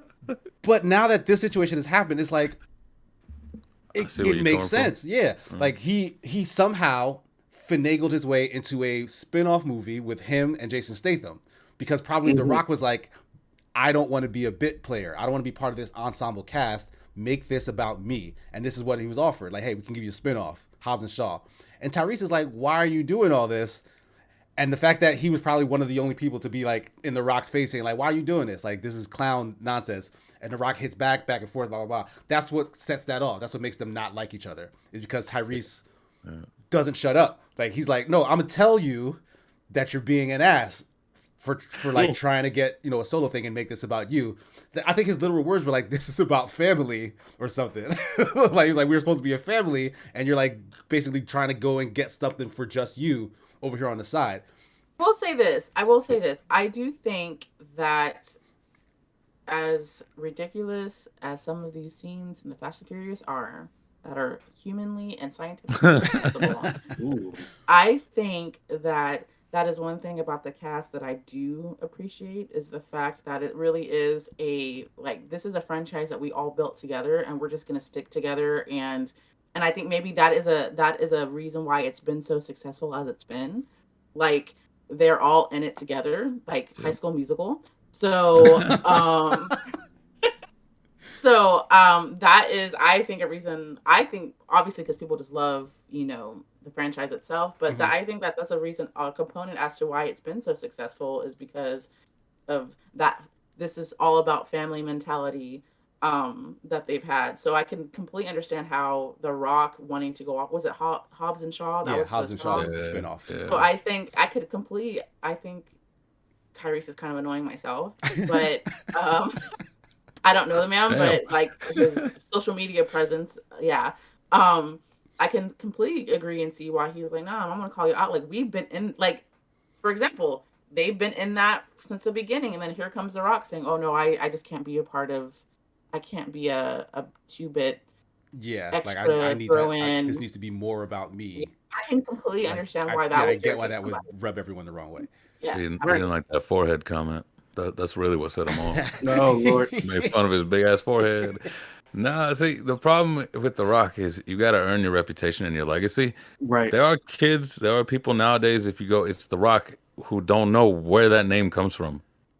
That The Rock WWE Age of Attitude, you got to earn that again. My son doesn't know why he's called The Rock. You just look at him and go, the guy from Jumanji, why is he getting upset that he's not winning Oscars? He ain't done nothing. That's the thing. Is like over time, your legacy becomes perceived by the generation, and you got to do something again. Vin Diesel can't sit on Iron Giant forever. You stay, I go. No, he Groots. He Groot now. He Groots, and they know him. They know him as that. These kids is Groot is my Iron Giant. But The Rock now ain't nothing. He hasn't done anything. Yeah, I think that's why he's so like impatient about it. I think he knows that, right? Like he wants his next chapter to start, and he's been making a lot of money in the movie industry, but he's still not like the it guy. And Vin Diesel, side note, has been in some really great films other than, Iron Giant. Chronicles of Riddick is probably one of my favorite films. He Yo. was also he had a short role, he had a small role, but I really liked him, and a lot of people don't realize that he was in Saving Private Ryan with Tom Hanks. Yeah. Yeah, I heard that So, recently. Yeah. I told you that. yes, Yeah, he I didn't know played that. he played a spoiler. It's a movie that's over almost 20 years old. He played an Italian soldier, and he dies because he was trying to save a little French girl. And it's his part is short in the film, but he does a really great job. It shows, like, I think people should go back and watch it because it shows his range as an actor. He's done all these different. I know he's really known for like these action-packed type of films, but his little role in Saving Private Ryan, it really shows that he does have range as an actor. So that was just a Hold up. side note. I'm sorry. Kat, you should go and watch Multifacial. It's a film he made himself where he's talking about because he's so ethnically ambiguous, he can't get roles. And like he made that film, and somehow Steven Spielberg got that. And he said, I'm gonna put you in this movie. That's what started his career. His own little film where he's like, I can't get roles, so I'm gonna make my own. Wow. And yeah, that's what set him off in that. But what should do? The Rock's got to make his own film, I guess. What can He he do? has. It He has has several several with his production company. Oh, he has to does, step doesn't he? outside of his comfort zone. When he was in Yeah, for sure. what was that movie with Mark Wahlberg? Pain and Gains. Yep, Pain and Gains. That was him doing something Oh, a little yeah, bit, yeah, yeah. a I like little, that one. a little different That was than what he early. normally. That was early Yeah. in his acting career. So And I don't maybe mind. maybe he didn't like it. Like he was like, I didn't feel natural playing a character, and so he just wants to do what he wants to do. Well, he did it again with Kevin Hart, and when he was that undercover. Yeah, he does the comedy. He was Oh, doing yeah, the yeah, comedy. The Yeah. undercover But he was the nerd. CIA. Yeah, I actually like that He was movie. the nerd. Yeah. Yeah. She was I think he does a good nerd. job. I think the biggest issue with this situation was he wanted to do his own thing, and like I said, he didn't hurt Shazam. I think he hurt himself. If I'm being honest with you, Shazam had I haven't watched it yet, so I don't know if it's good. But like Lampy said, marketing, but also like I said, there was no central villain to pull people in. Like not most people know who these random people are. I mean, they're great actors. Was it Lucy Liu and who was the other lady? Oh, you mean like the other gods? Yeah, I know Megan Good was one. No, Megan Good is one of one of the villains. Megan Good is one of the villains. kids. Oh. Yeah. But it's not. There was no draw for me. Like I'm not in a rush to see it. I'm gonna see it, but there's no rush to see it. John Wick is out. John Wick 4 is out. That's doing it seems like. Creed came out the week before. Like it's in a small sandwich. Like you got Creed, you got Fury of the Gods, and then you got John Wick. Like, and then John Wick is John Wick. So you ain't like Yeah, you're not competing. You're not competing with that. Most people like, we ain't going to the movies this week because we're going next week to see John Wick. Like, Which all I've seen is positive reviews on it, by the way. And like I said, Shazam might be good. Yeah, Shazam might be good. Shazam could be good. I don't know. I haven't seen it. I am going to see it just because I have to. But like other than that, like they didn't do a great job of making people want to see it. Fair. I bet that what was it? What year was it where they said he was the essentially the hardest working man in Hollywood, made the most money? Oh yeah, that forgot- was I like forgot what 2-3 year. years That's ago. probably got to Yeah. eat him up in the same way he got Apollo Creed in Rocky 2, where he says, "I won, but I didn't beat him." Keanu, no Oscars. Everybody loves John Wick. He wants that. Yeah, everybody loves Keanu. He wants an award. Yeah. And he wants Everyone just that loves him as a Oscar. human being. Yeah, so like, it's like he's winning in life. Yeah. He's like, Keanu- I won, but I didn't beat If him. Keanu's in it, people want to see it. They're bringing back. They're doing another Constantine Yeah. movie with him. Yeah, And Oh then, my like, goodness. and that's like, is that gonna be part of James Gunn's thing or? No, it's gonna be a separate thing. Which is I mean, a whole other situation. Like they still Right. have the Batman franchise, which isn't connected to nothing, but that's going. They have a second Joker coming out with Lady Gaga. We just saw on set photos of Lady Gaga as Harley Quinn. Like That was fun. that's DC my can't thing, get out of their too. own way. Like if they do want to Yeah. copy the Marvel formula, Then copy don't. it. Stop like doing all these little one-offs. It makes me less. If it's not gonna get another one, or it's not gonna be like honestly connected to something else, or I'm gonna see this character somewhere else, then I'm less likely to want to see it. I'll still see it, but I'm less likely to want to see it. But like, I mean, Constantine, I'm gonna watch Constantine. I mean, I'm not gonna miss that. But like everything else now has a little bit more of a Same thing with Shazam. If it's not confirmed that this is going forward, I'm less likely to be like, it's not going to matter after this movie anyway. So what's the point of really me seeing it? I'm sure most. I mean, I would guess that's how most people feel. And I think I'm just Real quick. Heart Revenge is asking, are one-offs bad? Like, I don't want to say that one-off movies What's are a one-off? bad. It's the fact that DC was setting out to do something, and the Mhm. one-offs that they're making on the side of that thing is kind of hurting it. Right. So like you yeah, already like if you wanted to follow this formula and copy the success of Marvel like they claim they wanted to do, it's almost like they can't get out of their own way because they're like, well, Batman is this evergreen franchise that we reboot once every 5 to 7 years. So like regardless of what's going on with this whole connected universe, we got to make a Batman, right? Right.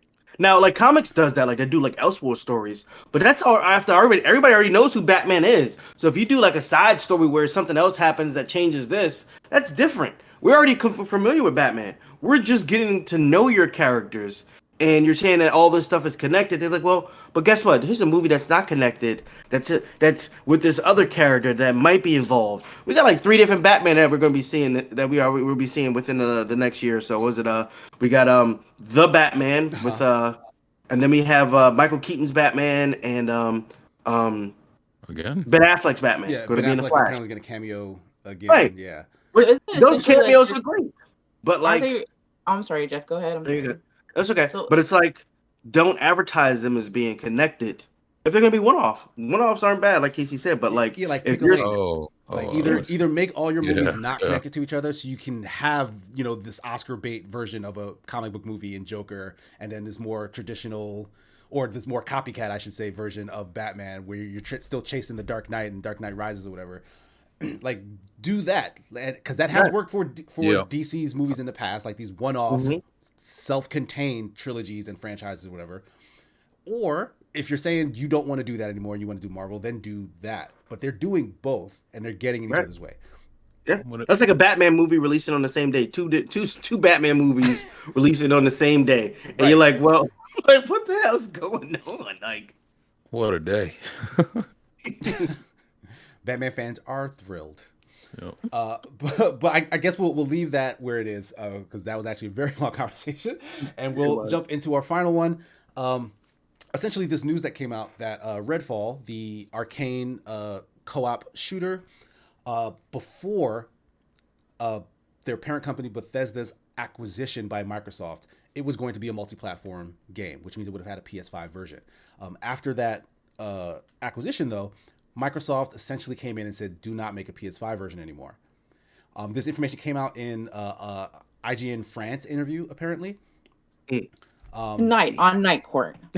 And like this is the lead game designer who just kind of openly says that, oh yeah, after we got bought, Microsoft said to not do the PS5 version anymore. And it's like, how do you think to say that in this temperature? Like, like the people who own you guys are going through this rigorous legal battle about exclusivity, non-exclusivity, and you just open your mouth to say that they canceled the PS5 game when you bought them?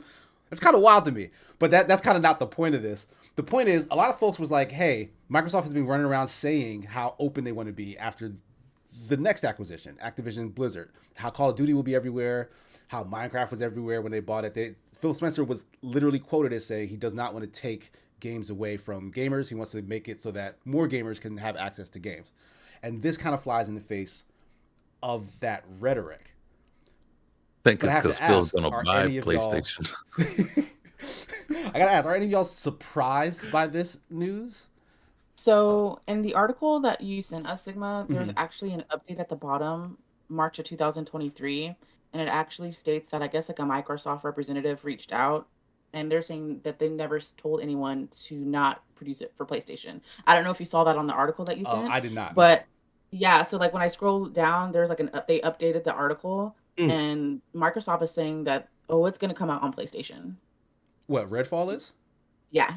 Like if you go back to that article and scroll down, there's an update to the article and it talks about how it talks about how we never said it, we're going to be on PlayStation and Redfall still in production for PlayStation, that it's not going to be an exclusive to Microsoft, to the Xbox.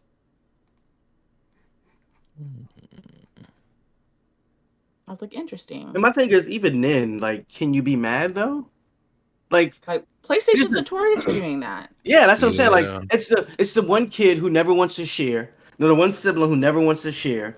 The one who always shares, and the one time he doesn't share, oh, I hate you. It was like that. What? Oh, every time you ask me for something, you get it. The 2% I tell you no, now you upset. All of a sudden, I'm the bad guy. Ooh, you don't want to share. The dad's coming out of Jeff. But no, it's like I don't know. But I don't see them like. I mean, honestly, they needed some first part, some exclusives anyway. It's been kind of dry, so yeah, there's that. I think that's actually really funny. Did you see it? Yeah. Crazy, right? I think that is direct result of that news leak. I don't think they had any intention of letting that be a PS5 game. Yeah. And then I think, honestly, and from a legal perspective, I think that would have, I don't know if that's still ongoing, that whole lawsuit with PlayStation and Microsoft. Mhm. I don't know if that's going on, but in my opinion, I kind of feel like if that was the case, that kind of goes against, that kind of makes Microsoft look bad. No, it definitely makes them look bad. Yeah, it makes them look bad with their whole lawsuit thing going, or their whole civil thing going on. And I think that's why they PlayStation. would be so quick to actually send in a statement and reverse it. Like not just say like, oh, we never said that, but to be like, oh no, it's coming. Even though they probably weren't planning on having it come. Because in all honesty, I don't think Microsoft is actually in the wrong for this. Because yes, Phil Spencer was on stage and was like, we're not taking games away from people or whatever. That wasn't referencing the new stuff, like the new stuff that these studios that they bought were going to have out. Like Redfall was not an announced entity when they acquired them. It was in production, like behind the scenes. Right. So when Microsoft bought them, anything that was already announced, anything that you already knew was coming to other platforms, they didn't touch. This was a thing that they later revealed at, like, I want to say their own conference at some point. It was like, oh, this is a new Arcane game coming, Redfall. It's exclusive to PC and Xbox, right? So we didn't know that there was going to be a PS5 version because Microsoft owned them by the time we knew this game existed. So I don't think there's anything wrong in them saying under their breath to the back rooms or whatever, oh, don't make this for PS5. Like this is a new IP. All that stays with us in Game Pass. Yeah. I think there's nothing wrong with that, honestly. But the fact that information came out, I cannot. This guy, the lead game designer, is in so much trouble. I feel like he's in so much trouble because that is crazy confidential information that you should not just be flat out saying to the press. And of all times to say that is like they're like right at the finish line of this freaking acquisition that hinges on all this exclusivity talk. Like that's crazy that he said that. He must be in so much trouble. No, he must not be alive anymore. Like hang, drown, shot, worst case of natural causes I ever seen. Like that is crazy. Part of me though, because I used to work in like business acquisition stuff. I almost wonder if he spoke a little too soon because when let's say you are Microsoft and they're developing this cross-platform thing, you just buy it and you're like, all right, first off, what the hell do you do? I want to know where the money's going. And you find out that they're building, not for your competitor, but they're just building something that's not for your main platform. You'll be like, stop that. Like, stop all that. Focus on my thing first. And then we'll talk about the other thing later. I don't know if it's a full grubby thing, but it could also just be like, well, you won't give me Bloodborne, so I'm keeping Redfall. But it could just be business negotiations at the start where it's like, I want you to focus on the Xbox One and we'll talk about Sony later. So just like, stop that. Yeah, it's a possibility. But like, I mean, everything else has followed this sort of lineage. Like any new IP from this specific acquisition, the Bethesda stuff, has been an Xbox exclusive. Like they apparently they've been keeping to their word. Like if they had deals in place, like those go. Like you already knew about it. They're not going to take the heat from the press to be like, all right, well, Microsoft came in and took it from PlayStation gamers because it makes them look bad. This makes them look bad. And like it was something that we didn't have visibility on until somebody opened their mouth from within their own studios. So like that's the thing that's so wild about it to me. I'm thinking that he wasn't happy when that decision was made. This was his way of voicing that. I mean, that's not what the interview says. Like he says that he actually liked the fact that they had one less platform to focus on. Oh wow, okay. Like, so it was just kind of like this I weird. don't know. Whoever this interviewer is, like, they must have just had him feeling so comfortable. Like, I can tell you anything, because Right? Man, he I had him just giving up the info. now.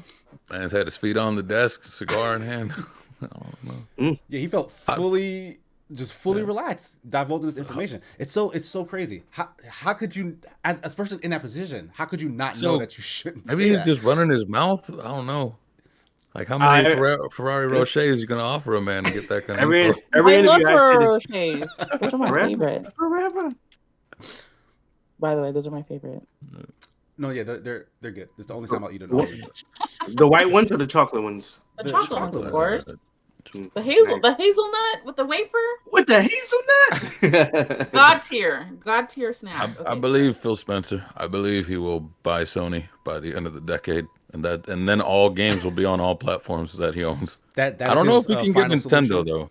Yeah, I don't know if he can take Nintendo out though. That's what's weird. No, nobody can. They're beyond No us. one. They're gods. He's like, we don't need Call of Duty. They transcend this universe. The Nintendo That's why, does. So. that's why the merger doesn't matter to them. They're like, yeah, do whatever. Yeah, pretty much. That's why when they go in, no, we won't make it exclusive. Look, we signed with Nintendo. Going, you what? Yeah, that's right. I get Call of Duty now. Whoa, the biggest seller on Nintendo platforms. That's why Bill Gates was trying to appease to them, and they were like, "No, we're good."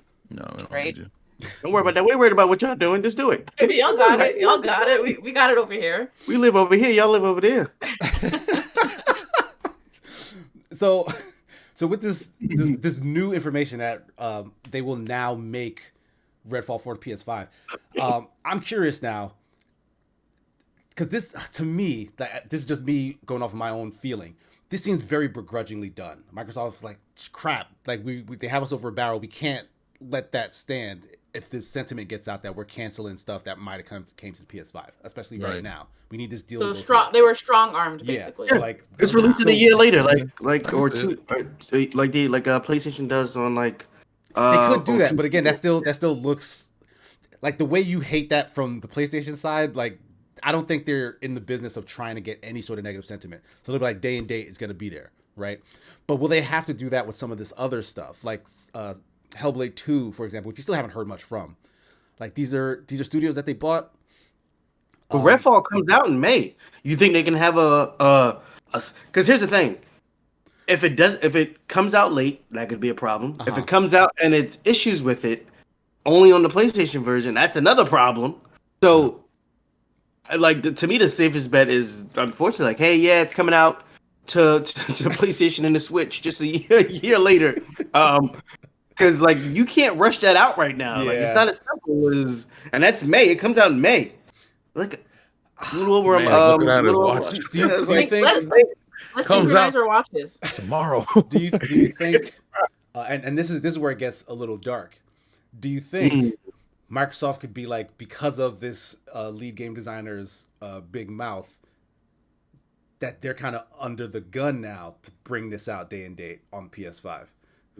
Oh, Like studios gonna have to crunch, or like folks are losing jobs over this, because like they someone video game definitely industry getting is fired, so sure. particular about this sort of thing, about like data confidentiality, about leaks.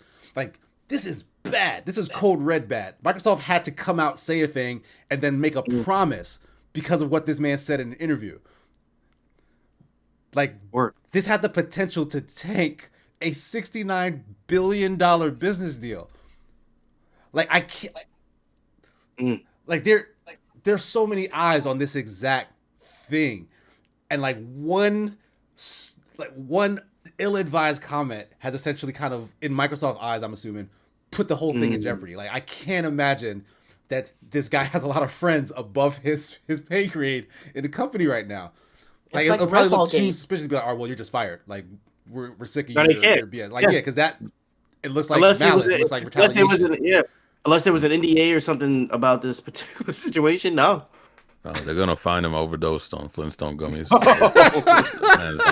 He's not lasting. I can tell you, someone definitely is getting fired, and it may not even. And like, there's definitely going to be some collateral damage to this. Like, he's not going to be the only person if reprimanded or has a consequence to suffer. it's Like, yeah, definitely everybody it's gonna have to go back through confidentiality yeah, trainings and Mhm. it's gonna Like be a domino effect for sure. Oh, Because Lampy does make a good point. If they are French, they have really good workers' rights. So might and just be somebody who was feeling cushy. Lampy Maybe he said is right. Lampy said in the chat, did you see the Senate saying that Sony was 96% of Japanese gaming market, but excluding Nintendo and PC gaming?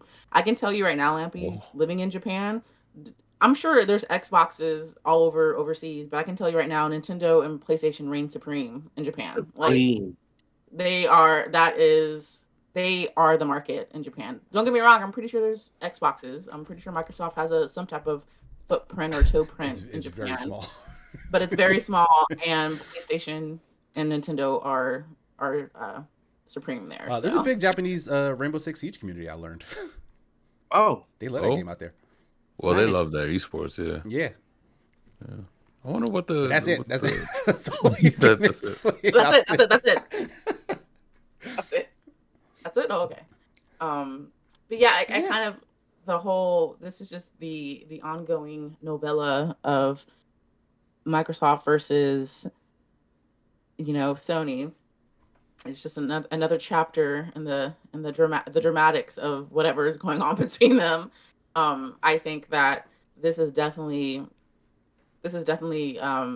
tarnished Microsoft a little bit as far as like what they said. Oh no, we're gonna be for everyone, and like you said, I agree, Sigma. I don't think there's anything wrong with them making a game exclusive to Xbox. Like I don't think Mhm. there's anything wrong with it, but it just does not make them look good. Yeah, like they can't say a thing and then get called out for doing Yes. this sort of thing. Like the thing is, this was never supposed to see the light of day. This Yeah. information was just not for us. So I'm sure they'll yeah, say it something. kind of does make them look like the bad guy in this scenario. And maybe that's exactly what. And who knows? This could be an even bigger, going down a rabbit hole. I don't know. Maybe someone from Sony got a hold of this disgruntled worker, It was a Sony and interviewer.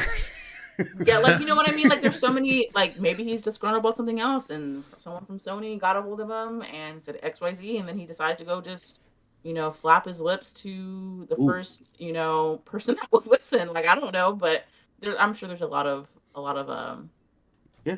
moving parts to this whole drama. Next week on Night Court, we gotta Yeah, get drama is the right word. Dun, dun, dun. Like I know some folks have said that they're tired of the back and forth between all the new revelations coming out of this case. I gotta be honest, I love this nonsense. Like I love hearing all these little bits and tidbits of the inner workings and the backroom deals. Ooh. This is my Hollywood. Hollywood. This is our gossip. This is your Like, real telenovelas. talk.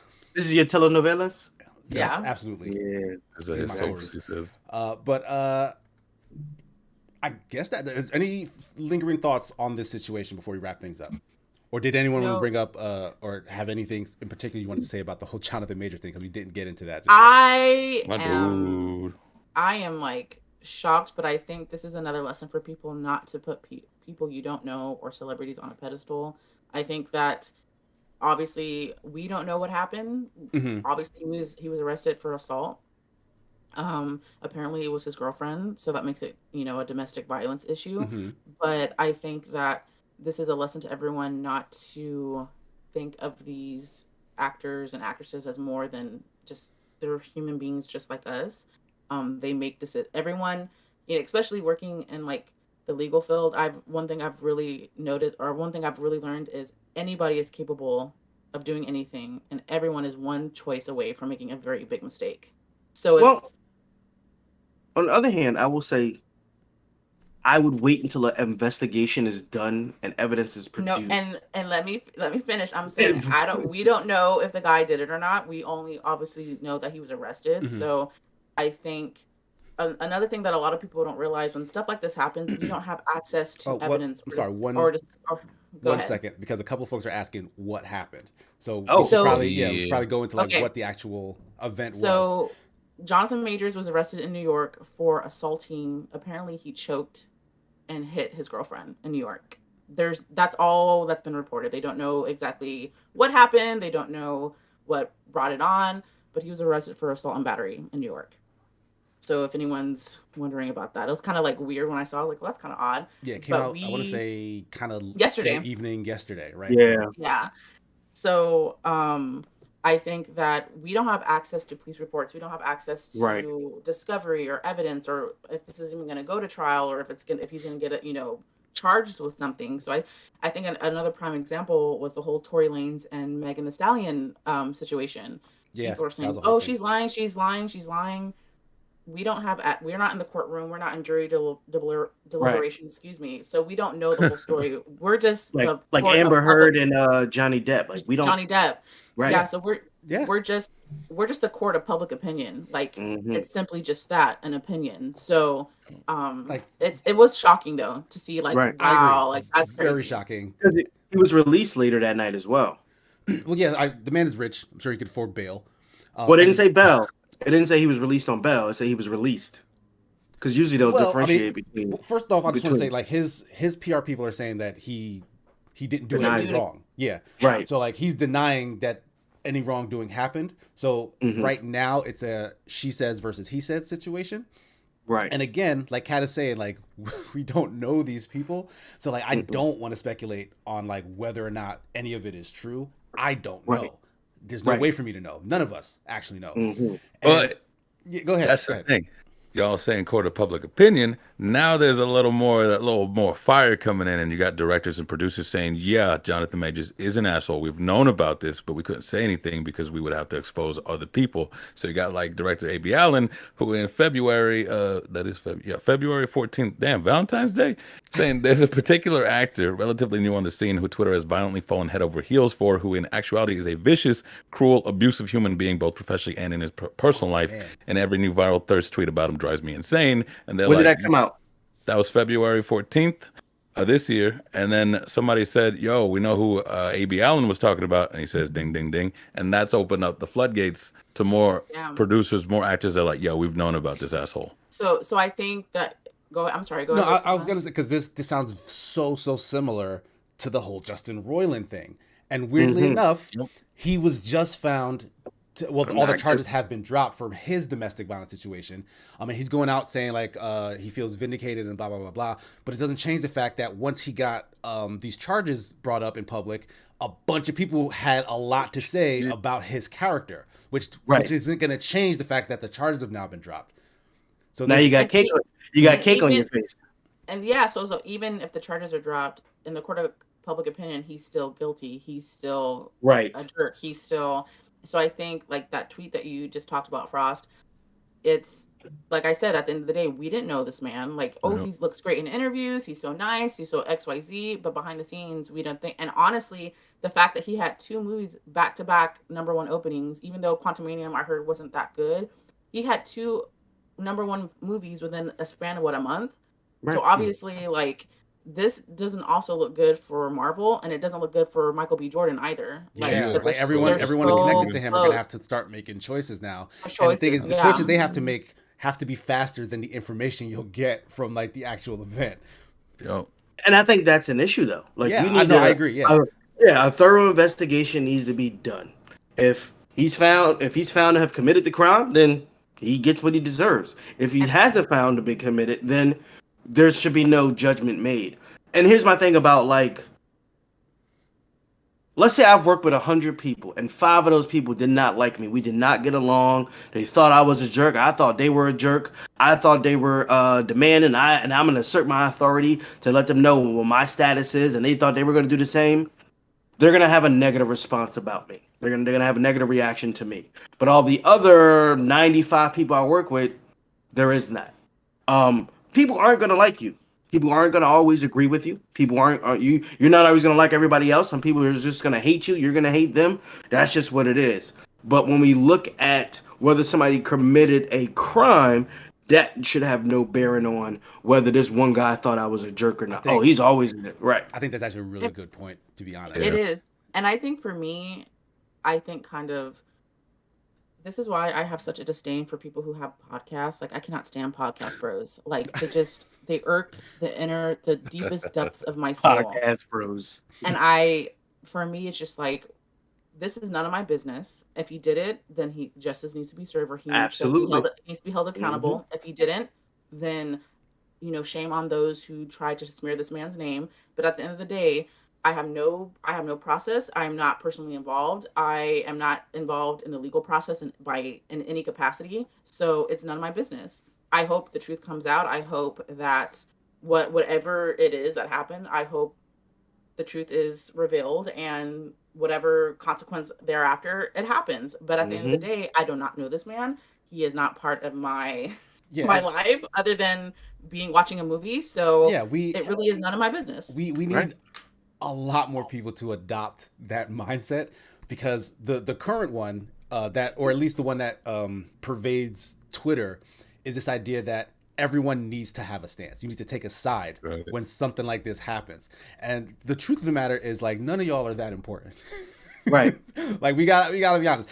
Even if you want to voice your opinion on a situation, that's fine. Like, this is America. You're free to do that. But, like, please don't delude yourself into thinking that anyone outside of, like, your friend group or maybe even a couple of followers who really idolize you give a shit about that opinion.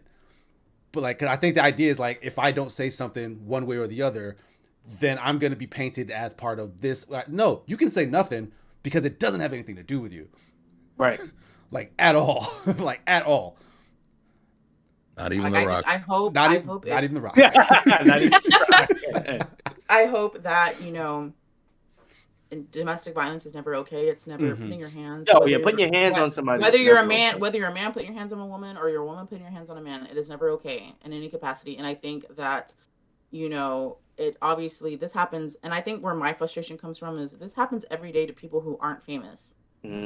Where's the uproar? Where's the outrage? It's because he's a public figure, and I think that, if people cared as much as they did about the personal lives of celebrities as they do of people in their own communities, I think that this would be maybe just a little different. But I think that, I don't know anything about the man. It's not my business. I hope whatever truly happened comes to light, and the consequences, whether they're positive or negative, I hope they're, it happens. So that's just me. True. I'll hop off my soapbox now. The only thing I have for it is, if it were true, it just irks me in the sense of these other ones, a bit of a non sequitur. Obviously, don't be doing these bad things, but also these are Hollywood hacks who play great villains, and we're thinking, what great actors? I was like, bro, they're just playing themselves. I feel betrayed in that sense. It's like, well, Kevin Spacey plays really cool, weird, degenerate weirdos, because he is one. I looked at American Beauty completely different after all that stuff came out. Right? That's what I'm saying. That's kind of creepy. Yeah. Like, that's a little weird. Like, take away his awards. He wasn't working for it. So, he was being him. It's disappointing to see, like, that. It's shocking to see, I guess. Whether, obviously, we don't know what happened, but like I said, it's just a little shocking to, like, whoa, like, you didn't expect that. Yeah, because after what you've seen. Yeah. Because like, if public figures, you see them a lot, you interact with the entertainment that they provide you, whatever. So you do form a personal opinion or attachment to them. Like, I liked a lot of the roles Jonathan Majors was connected to. So, like, never in a million years did I think that he was up to that sort of nonsense. And again, I don't know how true the situation is, but it will hit you as a shock to see that. Oh, absolutely. And it's like, anyone's capable of doing anything. It's just you having that conscious decision not to do it. Like, when I found out Martha Stewart was insider trading, like, that didn't bother me as much. But on the simplest, like, not Martha, not Martha May. No. But no, on the simplest things, while they're celebrities, they're also people, and anybody can find themselves in a situation where they're either on the receiving end of something that happened to them or something that was said happened to them. We would all hope that people would wait for, for the truth or for evidence to be gathered, whether that's pictures or whatever that is, or, witness or something, before people make a judgment. Because once that judgment is made, whether you're found innocent or guilty, because of that already being out there, people already have a narrative. That's a narrative about you. Like, oh, maybe he just didn't get caught. You know what I'm saying? Like, even though OJ was found out guilty, everybody think he did it. Everybody like OJ killing folks. Everyone is fully in the camp that he did it and got away with it versus the Right. idea that he actually He's is innocent. innocent. Right. And I don't know. I don't know the specific. I know the glove did. So I don't know I know the either. glove did. Supposedly the glove didn't fit. I don't know, but yeah. I just Bestseller, hope that if I did it, you know, I'm getting some strange signals here. Deidre if he says did he it, admitted it. The I don't man think could that's literally true. admit to it I don't on think a he pod. admitted it. Did he? No, he could though, and he could though, and they couldn't do anything about it. But like, Yeah, I don't 'cause think he he did. It's like I don't think Yeah, he that's admitted it. The fact that he wrote a book saying, "If I did it," Yeah, that's I not an kind of feel admission. Like, No. I know it's not an admission, but I think obviously it's not. But I think it's almost him hinting at, yeah, I got away with it. Like, if I'm making any sense right now, like it just. Like, he didn't admit to, like, I killed my wife, but the fact that you wrote a book about how you would have done it or if you had done it, that kind of makes me but it's suspect still that. the thing is it Let- sells, right? Like even like Yeah. No, I get it. like even, Let me be honest. Like let's pretend. I don't know because that's not the right word. Let's say he did not do it. Let's say he's actually innocent, right? And Right. there's a timeline where he True. just legit didn't do it. The fact that the public opinion still paints him as the one who did it is something that he cannot get away from. Like he can't. No. There's no way for him to undo that. It's stuck with him. So Sigma, for him to they're write a com- book like that, it's gonna sell. Mhm. They're coming for me in your comment. Because you said you hate podcast bros. I'm not a podcast bro. I'm not. That's a podcast bro I now. know you're not. Do y'all know? Are y'all in the chat? Do you know what I mean by a podcast, bro? Y'all like the Fresh and Fit podcast, like. Fresh and There's there's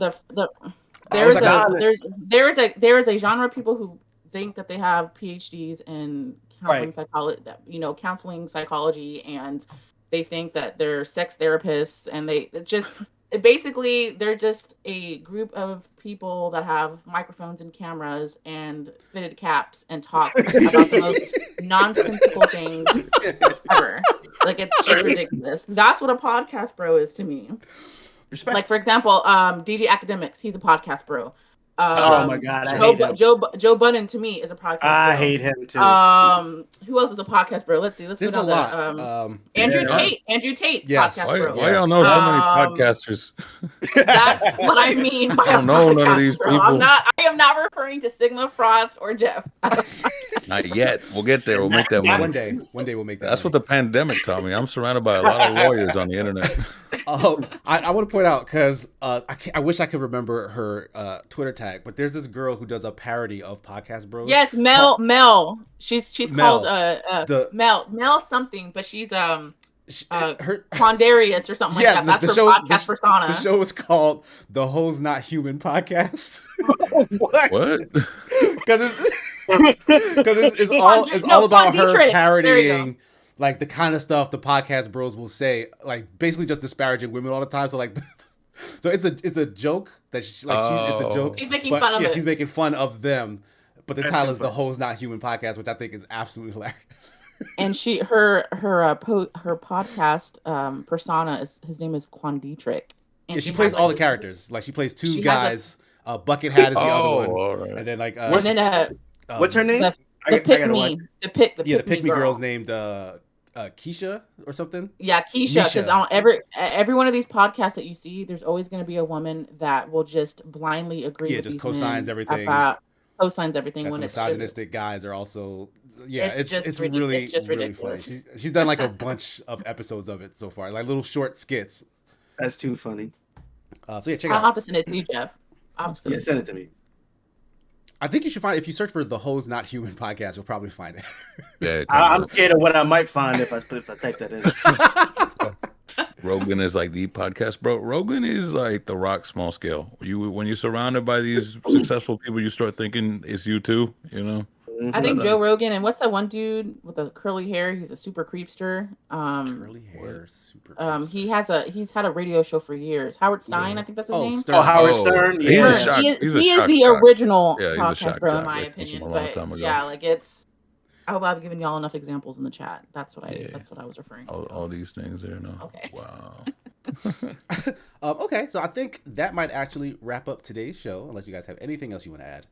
No, I think we're good. All right. Cat came from my fitted. I know, right? Oh, I just noticed y'all had Yeah, cats. she It sneak had dissing everybody on the show. Didn't even realize. These men's with their fitted hats and their glasses. and the twinkle lights in the background and that one piece thing on top of your computer. Like, oh, horrible! Just absolutely horrible. I don't know Damn, what to bro. talk about. But yes, thanks everybody in chat for joining me for episode 99. Thanks to my 3 guests this week. Next week is episode 100. I fly out to Milwaukee tomorrow morning. So 1 week from now, somehow we're going to figure out how to go live from this channel for the 100th episode. But I'll be surrounded by probably some familiar faces for a lot of you guys, all in the same room. And we'll see if we can actually get a podcast going. So it should be fun. It might be janky. So cool. But yeah, we'll give it a shot. But Frost, in the meantime, why don't you let folks know what you have coming up? Where they can find you. Let's see here. On The Escapist, everybody's going to be gone, so it's just going to be me and Marty pretending like The Escapist You guys never still left. got Will and Jamate out there. We got Will, we got Jay. I don't know what Jay's situation is because he's doing stuff. I don't know if he's busy. I don't know if he'll be there. I don't know what Will's up to either. So if not, we're just going to change the Twitter tags. So like today I'm Sigma Gears 9 and he's Jay or something. We'll see what Marty gets up to. Outside of that, I got the 3MR for Dredge. It's my game of the year currently. Could hold it the entire year. I don't know. I could be lucky if other games take its spot. Like y'all been singing his praises. Good stuff. Good stuff. Superman Jeff, where can folks find you? And what do you have coming up? What's today? Oh, we'll be back with Super Smash Sunday about 2:30. Come out for that. 2:30 Eastern. Okay. Tomorrow, which is Monday, I'll be doing some Iron Banner tomorrow at 7:30 p.m. And then Wednesday we'll be back with some Fortnite. And then Friday we'll be back with our free-for-all Friday game for the week. So we'll be playing community games on Friday. Submit your suggestions for said games in the Discord. Jump in the Discord. Jeff Monday. will ask you what you guys want to play. Give them some answers, and then show up on Friday to play with the community. Like, it's been really fun so far. I've done 2 of the last 3 or 4. How many hosts so far? 4 this month? Yeah, we did Hot Wheels. We did something else, and then we did Fortnite, and we did 3. We did 3 so far. I played something else, and I missed it. It was a good play too. It was really fun. Nice. Yo, Kina Cat, where can folks find you, and what do you be up to? They can find me. I have no social media presence at the moment. Like, I'm on the Open Party Discord, and if he ever invites me, you can find me on Sigma's podcast or on his show. She's always inviting guys. Thank you. I love it here. So yeah, you can find me in the Open Party Discord, but other than that, I really don't have much going on. I told myself I wasn't going to really be playing some video games, but I've been seeing that the Tekken World Tournament, they started opening up dojo applications for local tournaments. So I'm really trying to see if I'm going to even attempt to find the nearest dojo, one that's going to be going on near me. So I don't know. I might just be kind of deciding on that, and then just kind of maybe just playing a little bit. I want to see you take it all. Yeah. For sure. Oh no, I am a noob. I am a novice in comparison to these people. It's ridiculous. But so I'll see about that. But obviously I'll let y'all know in the Discord what's going on with that. So just picking away at Tekken and a little bit of Apex maybe. But other than that, me in the Open Party. Nice. So once again, thanks to my 3 guests. It's been fun. Thanks everybody in the chat. Sigma, I'm sorry. Yes. I'm sorry. Someone in the King's Dead 42 said, "When will Yokina be on the Hose Not Human podcast?" Wow. You trying to say something? You gotta. You trying to say something, King's Dad? Okay. I'm sorry. I didn't mean to cut you off. I'm sorry. No. Yeah, it's really funny. Just look it up. Look it up, and watch the videos. It's very funny. We will catch you guys all next week. Hopefully you'll be joining us for episode 100. It's a big milestone. Hopefully the show is worthy of the amount of time it took to get there. And hopefully you'll be seeing a bunch of other fun stuff over the next 2 weeks, either on the socials or like on the Escapist site. I don't know. Like, this is gonna be a whirlwind Milwaukee trip for sure. But thanks everybody. This has been really fun. We will see you guys at 2:30 p.m.